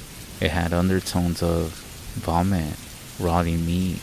Between the smell, my missing friend, and my nerves, I was losing my mind and nearly shitting my pants. I ended up finding Amanda at the opposite end of the house, in a room that we had decided earlier must be a spare bedroom. She was facing away from me, looking outside. For a second, I felt relieved. I had found her, but something kept me from entering that room. I stood outside the unfinished door frame, and I just watched her for a bit. Her shoulders started shaking, only a little bit at first, but then very violently, almost like she was gonna throw up, but she didn't make a sound. The smell was burning my nostrils at this point, and my animal instincts were going haywire. I couldn't just leave her though. I ended up calling out to her very softly. That's when she turned, looking back. That's the wrong fucking word. Her body didn't move or twist at all. She just kind of rotated without actually moving, like she was on a spinning platform or something. That's when some switch flipped off in my head, and I fucking booked it. My primal instinct screamed at me to run, and that's exactly what I did. I'm not sure how I made it back to the car. I only remember thinking, that's not your friend. I practically threw myself into the driver's seat, locked everything that I could, and I was looking for the keys that I had left on the floor when we got there, when all of a sudden, I saw movement in the house. That thing that looked like Amanda was hauling ass through the construction site, headed right to my car. I froze in pure panic. It slammed itself against the passenger side door and was tugging at the handle for a few seconds. Then it looked me dead in the eye. Quit fucking around. Let me in. Instantly, something inside of me relaxed, by about a micrometer at least. My primal fear gauge was still going wild, but it wasn't over Amanda. I knew this was my friend. I unlocked the door. She half climbed, half collapsed into the passenger seat, then slammed the door behind her. That's when I saw her arms. They were all bloody to the elbow, and she was holding them weird, like she was trying to cradle them against her chest without touching them to anything. I grabbed her wrist to get a better look. She whimpered in pain. The image of her wound still makes me sick to think about it. You know how carrots split when they dry out? That's what it made me think of. On top of each arm, she would have bled out in no time if they had been on the underside. I didn't say anything. I just went to crank the car, but something made me pause. The smell was back, stronger and more rancid than ever. That's when I heard some heavy footsteps on the gravel outside. With the moon being out, it was bright enough that we could see around the car, but there was nothing there. Everything was still. The footsteps continued, drawing closer and closer, until they stopped right in front of the vehicle. Then they started again, moving around the back, coming up to the passenger door, and stopping again. Nothing happened for about 30 seconds. Then, something big slammed into the door, rocking the whole car. I think at this point we were too scared to scream. Quit fucking around. It was a voice, but at the same time, nothing like a voice. You know how it's always kind of creepy to hear a voice recording play backwards? Well, that's what this sounded like. It didn't say anything else. It just kept circling the car. I'm not sure how long it lasted. Amanda and I were sitting paralyzed while that thing stalked around us. I'm sorry to say that there isn't much of a climax. The footsteps eventually stopped. The smell faded, but I couldn't really tell you when. It was at dawn when I finally made myself start the car. I took Amanda straight to the hospital. She started crying on the way, but we also didn't say anything to each other. When the hospital staff was asking what happened, it was Amanda who answered, and she said she tripped and cut herself on the equipment at the construction site. She ended up getting stitches, and by a miracle, there wasn't any permanent damage. We never talked about what happened that night. Whenever I do try to bring it up or ask her what happened, she just ends up staying quiet. If I know one thing about Amanda, it's that there's no way to make her do something that she doesn't want to do. Someone actually finished that house now. A chiropractor and his daughters live there. My parents ended up going to their housewarming party, but there's no fucking way I'm ever going inside or near that house again.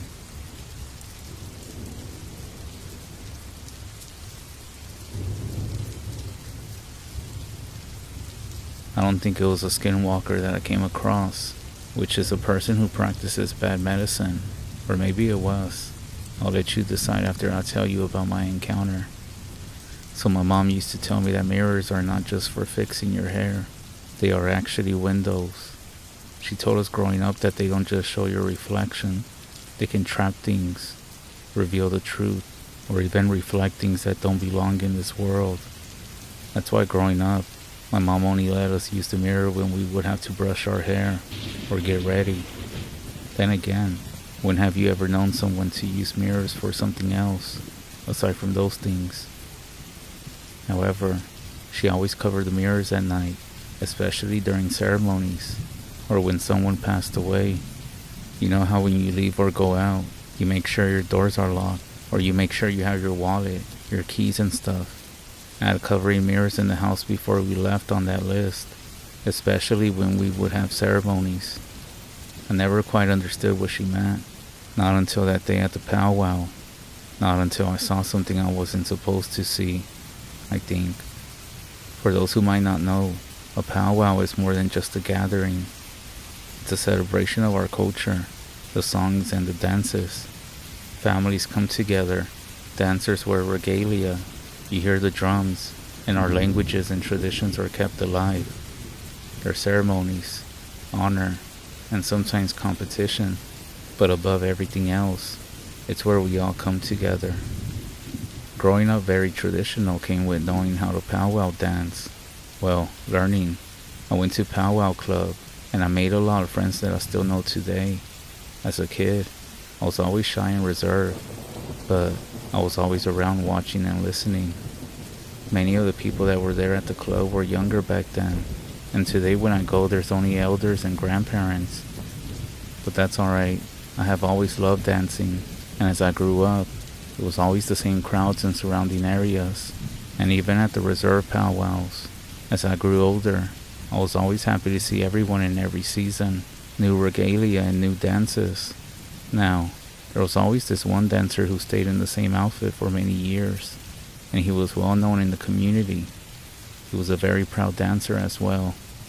One day at a weekend-long powwow, I was with my family and my son who was small at that time. I was getting ready, and I had a mirror on me to fix my plumes and get my hair sprayed and everything else. I was looking in the mirror on the hood of the car, and I was trying to hurry as the grand entry was starting soon, and guess who I see? This longtime dancer there getting ready as well in the corner of the mirror. I could see him putting his stuff on and attaching strings to keep his stuff up, and I started thinking to myself, Oh, he's rushing too, just like me. His back was facing me, but from the outfit I knew it was him. Then he turned around to his side, and I was still looking at myself in the mirror. However, when he did, what I saw shocked me to the core of my soul. Now I want to paint you the scene. It's daylight, there's people everywhere, laughing and socializing, and we could all hear the person saying that dancers needed to make their way to the harbor. But this dancer, as he turned, and I'm not sure how to describe it, but I will never forget that image. His head, his face, it wasn't human.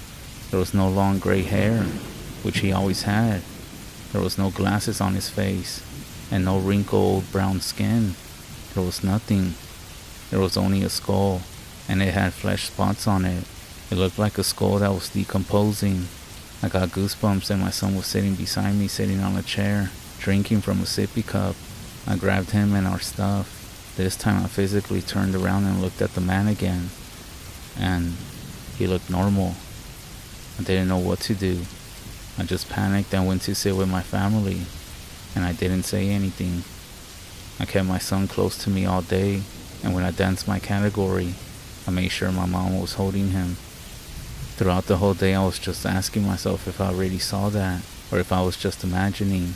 When the evening came for grand entry again, I was in line to enter the harbor, and I was in front of another dancer who happened to have a mirror. It was on her back. As we entered the harbor, I noticed that the dancer I saw earlier was behind us, just a few yards away. So when we lined up and stopped for the honor song, I tried to look in the mirror of the dancer in front of me to see where this guy was at. I saw him. He looked normal. As the rest of the day went on, I just avoided going around him. I did grow up learning that when we see stuff like this, that it's really not good. Now, it's been a while since I've seen this dancer because I pulled away due to personal circumstances. But I do believe that I was shown a really evil side of this person that no one was seeing at this time because he was getting so much attention in the powwow community. I say this because of what happened down the road. The next few years, I started to hear that he's losing a lot of respect. I actually talked with a friend, and I started hearing things, little rumors here and there. Rumors that people no longer invite that dancer to their powwows. Some say they don't trust him anymore. Some say something's just off about him. And deep down, I knew it. I just knew it. I still go to some powwows, not always to dance, sometimes just to watch, support, and be there. But every now and then, he still shows up, still walks around, but something's different. His outfit has also changed. I'm not sure if he got into something dark. I believe he was either wrapped up in bad medicine, or he's starting to walk that path. And honestly, I think when I saw his reflection, or whatever that was, maybe I was seeing the spirit inside of him, starting to rot away. My son was around 2 when this happened. He's 11 now. So all of this happened in the span of 9 years. I'm not sure if anyone else has seen this at powwows or anywhere at traditional gatherings or ceremonies. I feel like sometimes when I think about it, no one would believe me. But what do you all think? Has anyone had any experiences like this? Or do y'all have an idea of what I saw?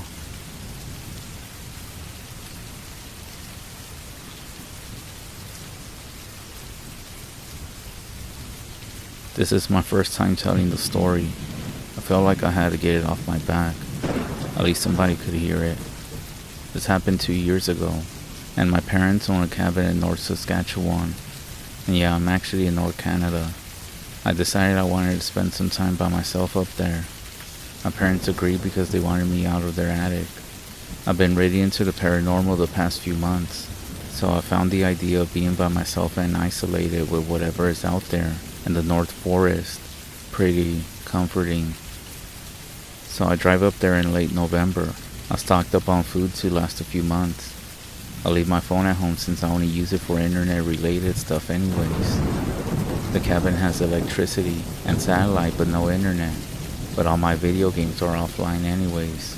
so it doesn't really matter. I bring a hunting rifle with me as well, obviously for hunting. The cabin has a basic layout with an extension added on when my sister and I were born. It was done to add extra room for us on vacations up here. It's mostly made out of wood except for the thin roof that's on the extension. When I show up, I unpack all my stuff and I just sit there and chill. The cabin is really close to the tree line. This is because the cabin was actually built on a very small clearing. Others would find this claustrophobic. I find it relaxful when it came to stuff like this. The first night I chill and listen to the sounds of the animals as I fall asleep. No TV, just relaxing and easing into my new environment. That's when I hear what sounds like a deer or a moose out in the distance. Anyways, the first day I get all my winter clothes on and head into the woods. I stay close by the trees where the snow was easy to walk through. I'm reminded of all the times I walked through these woods as a kid with family. I decided to get out further and I travel in parts I've never been before. Even when I was a kid, my parents would never tell us where we could and couldn't go. They just never got around it. I then hear that sound off in the distance, and I'm starting to think, maybe I can get up close and have a good look at it. Most of them are kind of dangerous up here since they're not familiar with people, but I figure I could climb a tree if it charges or something for some reason. I walk to where the noise was coming from, and the sound doesn't get any louder.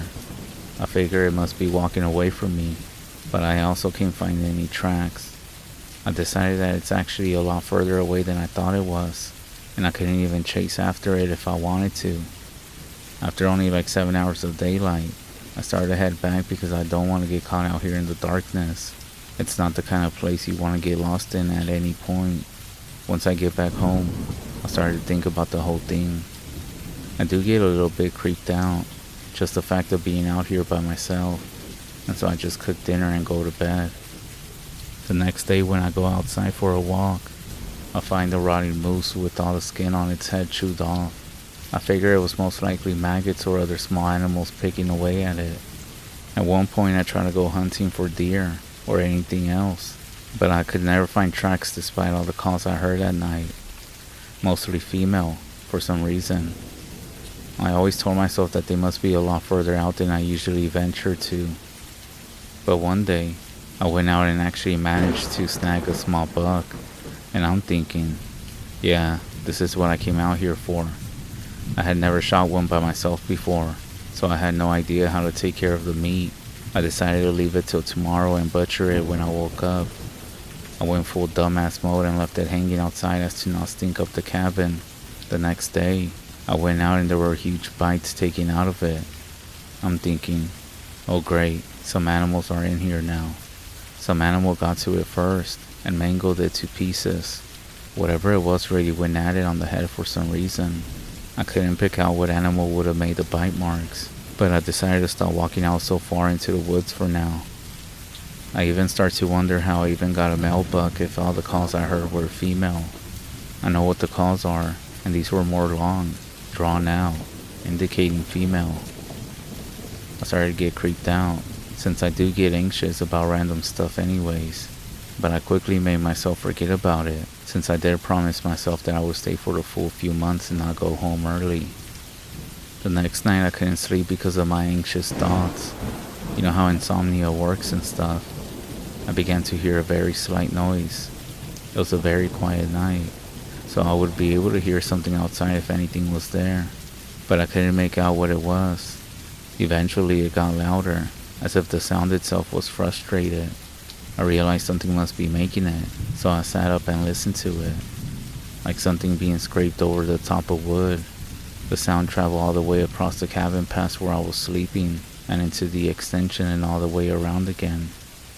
The second time it passed the extension, it stopped right where I was sitting on the bed for just a moment, and then it continued. This went on for a few minutes, but eventually it stopped, and then I simply just passed out. The next day I had to convince myself that what happened wasn't a dream. I began to brainstorm an idea about some intelligent animal. This can't just be a coincidence, I thought. In the middle of the day, I built the courage to go outside and see what happened. There were scratches on the snow-covered walls.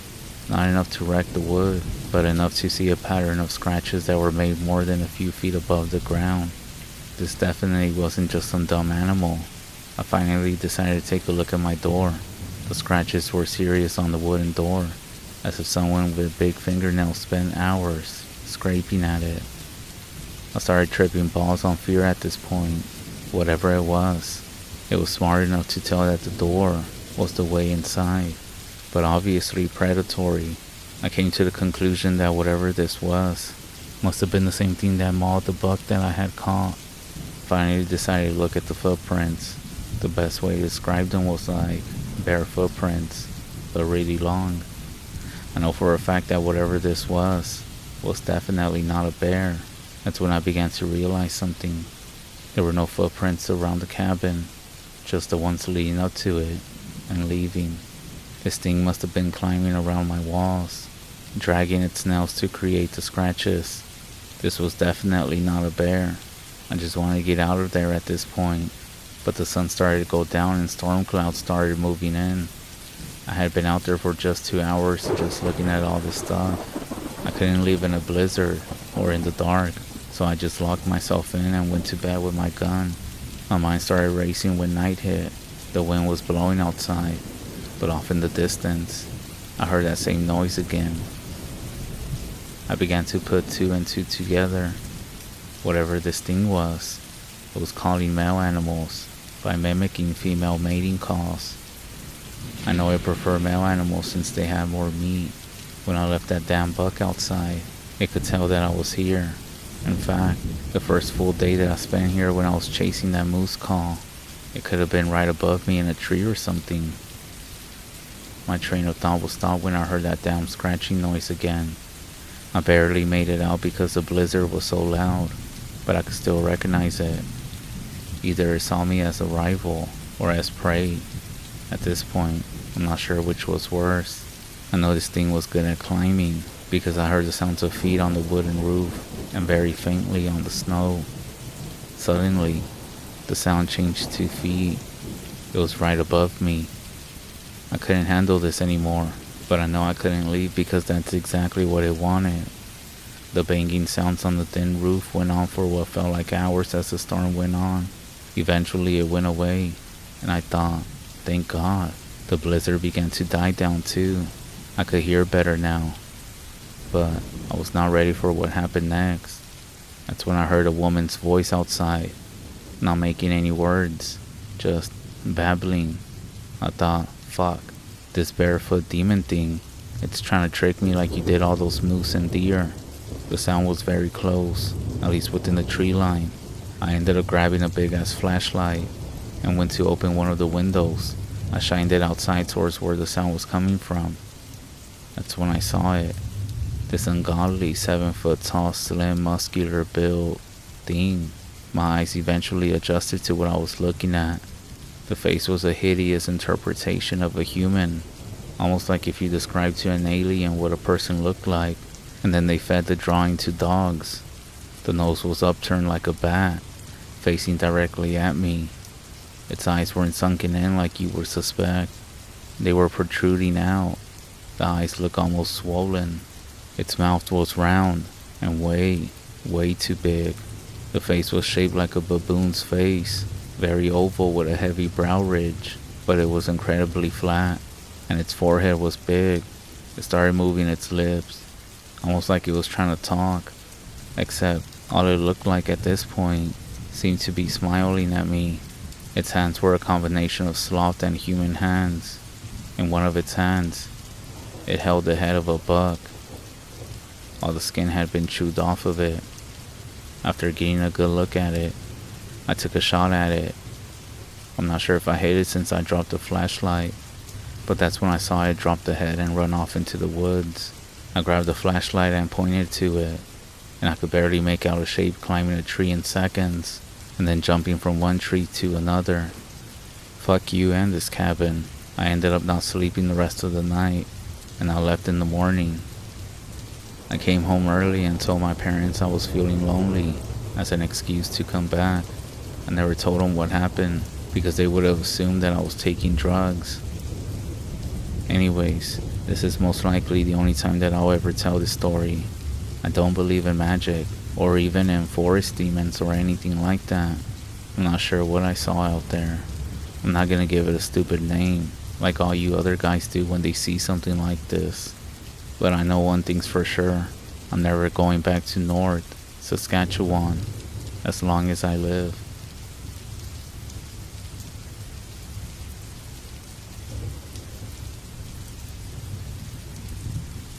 I have a story to share, but I am gonna warn you.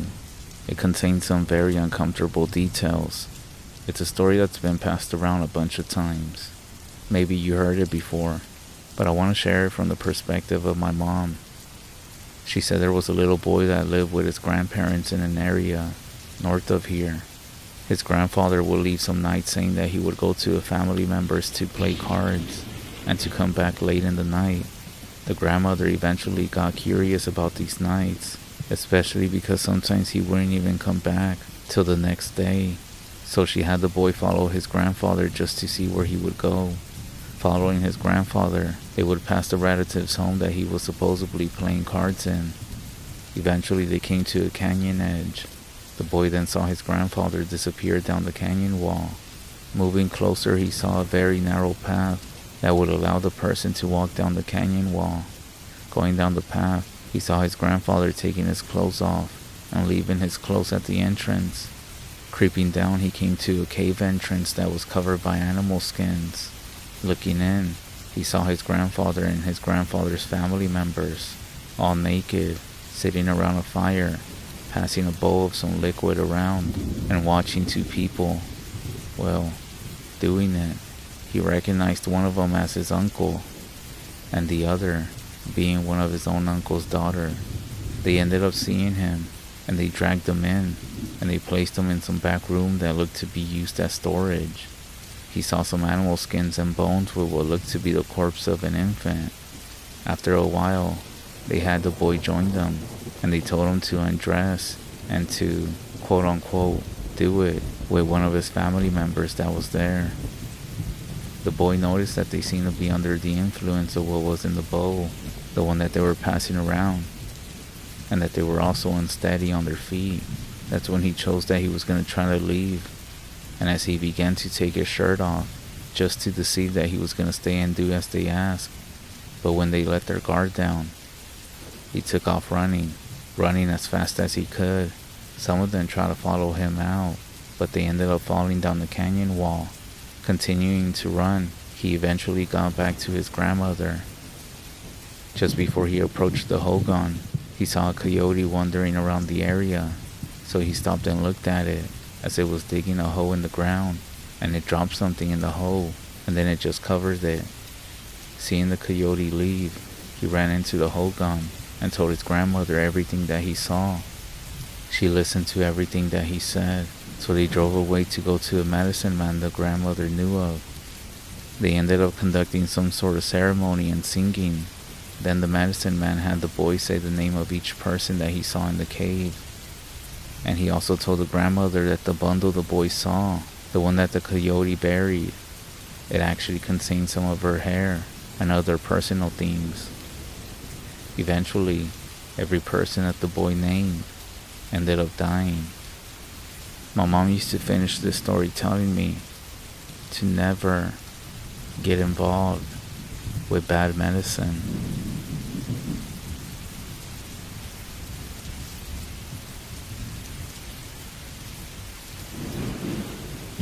The land remembers everything, and it has history.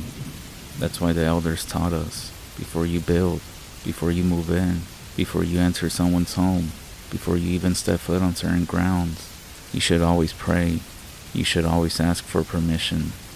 Sometimes there are things still there, spirits that never leave, not in the walls, but in the land itself. Here in the Pine Ridge REZ, there's a school called Pahinsenteo, Iowa, that was open in 2008. If you live around here, you know about it, or you even heard stories about it. For those who are closer to my age, will know that the school was built to replace an older one. The older one was built back in the late 60s or early 70s, and you also heard stories about it. shadow figures, a little girl, and also a bunch of other things. My dad was in actual security there in the late 80s, and he would tell me so many stories and encounters about this. He retired around the transition to the new school. It has kindergarten through 8th grade. It's a very new school, and you would think that it would not have anything wrong with it. Well, any bad history at that, or any bad energy. And whenever people would say this, I always remind them that the land it was built on was there way before the foundation was even built, even before the community of Porcupine existed. At first, nothing happened. All the stories of the dark shadows and things people had witnessed in the previous school didn't, quote-unquote, move with the school to the new facility, even though the old school playground and gym were less than 300 yards south of the new school. All of that didn't last very long. This story is one that my friend told me. He ended up taking my dad's old spot after he retired. Well, actually after they had a hard time keeping anyone there. People kept quitting, and that's when he stepped in. Like how all things begin, it started small. Some of the teachers said that they would hear footsteps, things would go missing, and then reappear in some other classroom. Eventually, the teachers stopped staying late, and they would leave as soon as they could. The women that would have to stay late or work longer hours would actually quit after a few weeks. Then security guards and janitors started doing the same. They would leave early or just quit. The HR manager was getting frustrated from having to hire janitors and different security guards every few months. The last security guard he hired before my friend told him why he was resigning. Keep in mind that my friend said that the HR manager was not a believer, as you will see. So when the security said why he was quitting, the HR manager just laughed about it. That's when he brought my friend on board, and he also brought a new janitor. He decided to be honest with them and told them why the previous people had quit. The new janitor didn't say anything, but my friend did tell him that such things do exist. However, he said it was most likely the building settling in its foundation. He said that he was a labor worker when it was being constructed, and that is what the engineers had said the building was going to do for a few years after it was completed. They said even though the ground was compacted, the weight of the building was going to put pressure on the ground, and it would eventually settle completely. The HR manager agreed with him and said to let him know if there were any issues. So he started the job, and for 2 weeks nothing happened. But after that, Monday morning rolled around, and my friend went into the HR manager's office. You know, for the sake of this story, I will call my friend Donnie. Don't ask me why, but that's what I'm gonna call him. So Donnie was asking him who all had keys to the building. The HR manager said as far as he knew, the ones with keys were the principal, the janitor, some teachers whose classrooms were near the doors, as they were designated as fire exit, and also himself. He ended up asking Donnie why. Donnie told him that over the weekend, he was doing his checks when he saw a boy near the fire exit doors. He yelled out at him, but he took off running. Then he disappeared by the fire exit doors. So Donnie requested if he could remind the teachers near the doors to be sure that the doors were locked whenever they left on Friday. The HR manager said that he would remind them, and so Donnie got up to leave his office, not wanting to start an argument with the teachers about the doors. He asked if it was caught on the school cameras. Donnie then pulled out a little notebook from his pocket, and he gave him the time of when he saw the little boy. The HR manager told him that he would talk to the teachers and to the principal about it. Donnie said that the HR manager ended up talking with the principal, and he just shook his head. He said that before he puts a memo out to the teachers about what Donnie said, he wanted to see the security tape. They both ended up reviewing the security camera, and just like Donnie said, they could see that boy running around in the school, and as Donnie actually chased him, he disappeared by the exit doors. So a memo was put out to all the staff to make sure that the doors were locked, and to double check them before they went home. By now, Donnie knew that the message had been sent to everyone, so he figured this time there wouldn't be any more break-ins. Also, the story about the boy quickly circulated around the school, among the staff, and yes, even to the kids themselves. If you're a teacher at a school, then you know that nothing can stay hidden. So when Friday rolled around, all the teachers double-checked all the doors to make sure they were locked, and they all went home. The following Monday, Donnie told me that he was once again in the office, talking to the HR manager that the boy was back. He gave the time and location. This time he was in the lower level of the school running around. He lost him in the cafeteria, and he thought he ran into the gym and out the exit doors in the gym. This time, Donnie, the principal, and the HR manager reviewed the security tape. Once again, they saw the boy running away down the lower level hallway and towards the cafeteria, where he disappeared. Nothing else happened after that. But when that Friday came around, the principal and the HR manager and Donnie all personally checked all the doors, and they were all locked like they were supposed to. Satisfied that there was no way that the boy could come in, they went home for the weekend, while Donnie stayed behind. Everybody was wrong. Donnie was waiting for them on Monday again. He said that the boy came back over the weekend. All three of them looked at the video as the boy ran around the upper level and eventually took off towards the north door, which was the front door of the school. On camera, you could see that Donnie was behind him about 15 yards as he made a turn towards the front door and then just disappeared. The principal and the HR manager were all confused as they had all checked the doors before they left. Things got busy that week and everybody just put it to the side until Friday came along. When Donnie arrived, the principal and HR manager were still there. Basically, they told him that they need to find out who this kid is and that the HR manager was going to stay with him tonight and help Donnie out. My friend said this was perfect. 1, they could find out who this boy was. And 2, as my friend said, if it is a spirit, this would turn this non-believer into a believer. So the principal left, and only the HR manager and Donnie stayed behind. Once inside, the HR manager and Donnie went to the security office. They both got a two-way radio and settled in for the night. Donnie left on his first round of checks in the building, while the manager stayed at the cameras watching. As the night went on, every once in a while Donnie would make eye contact with the cameras as he made his way back to the office from the lower level classrooms to the upper level classrooms and the library. Everything was quiet until around 3 a.m. when Donnie went on his rounds.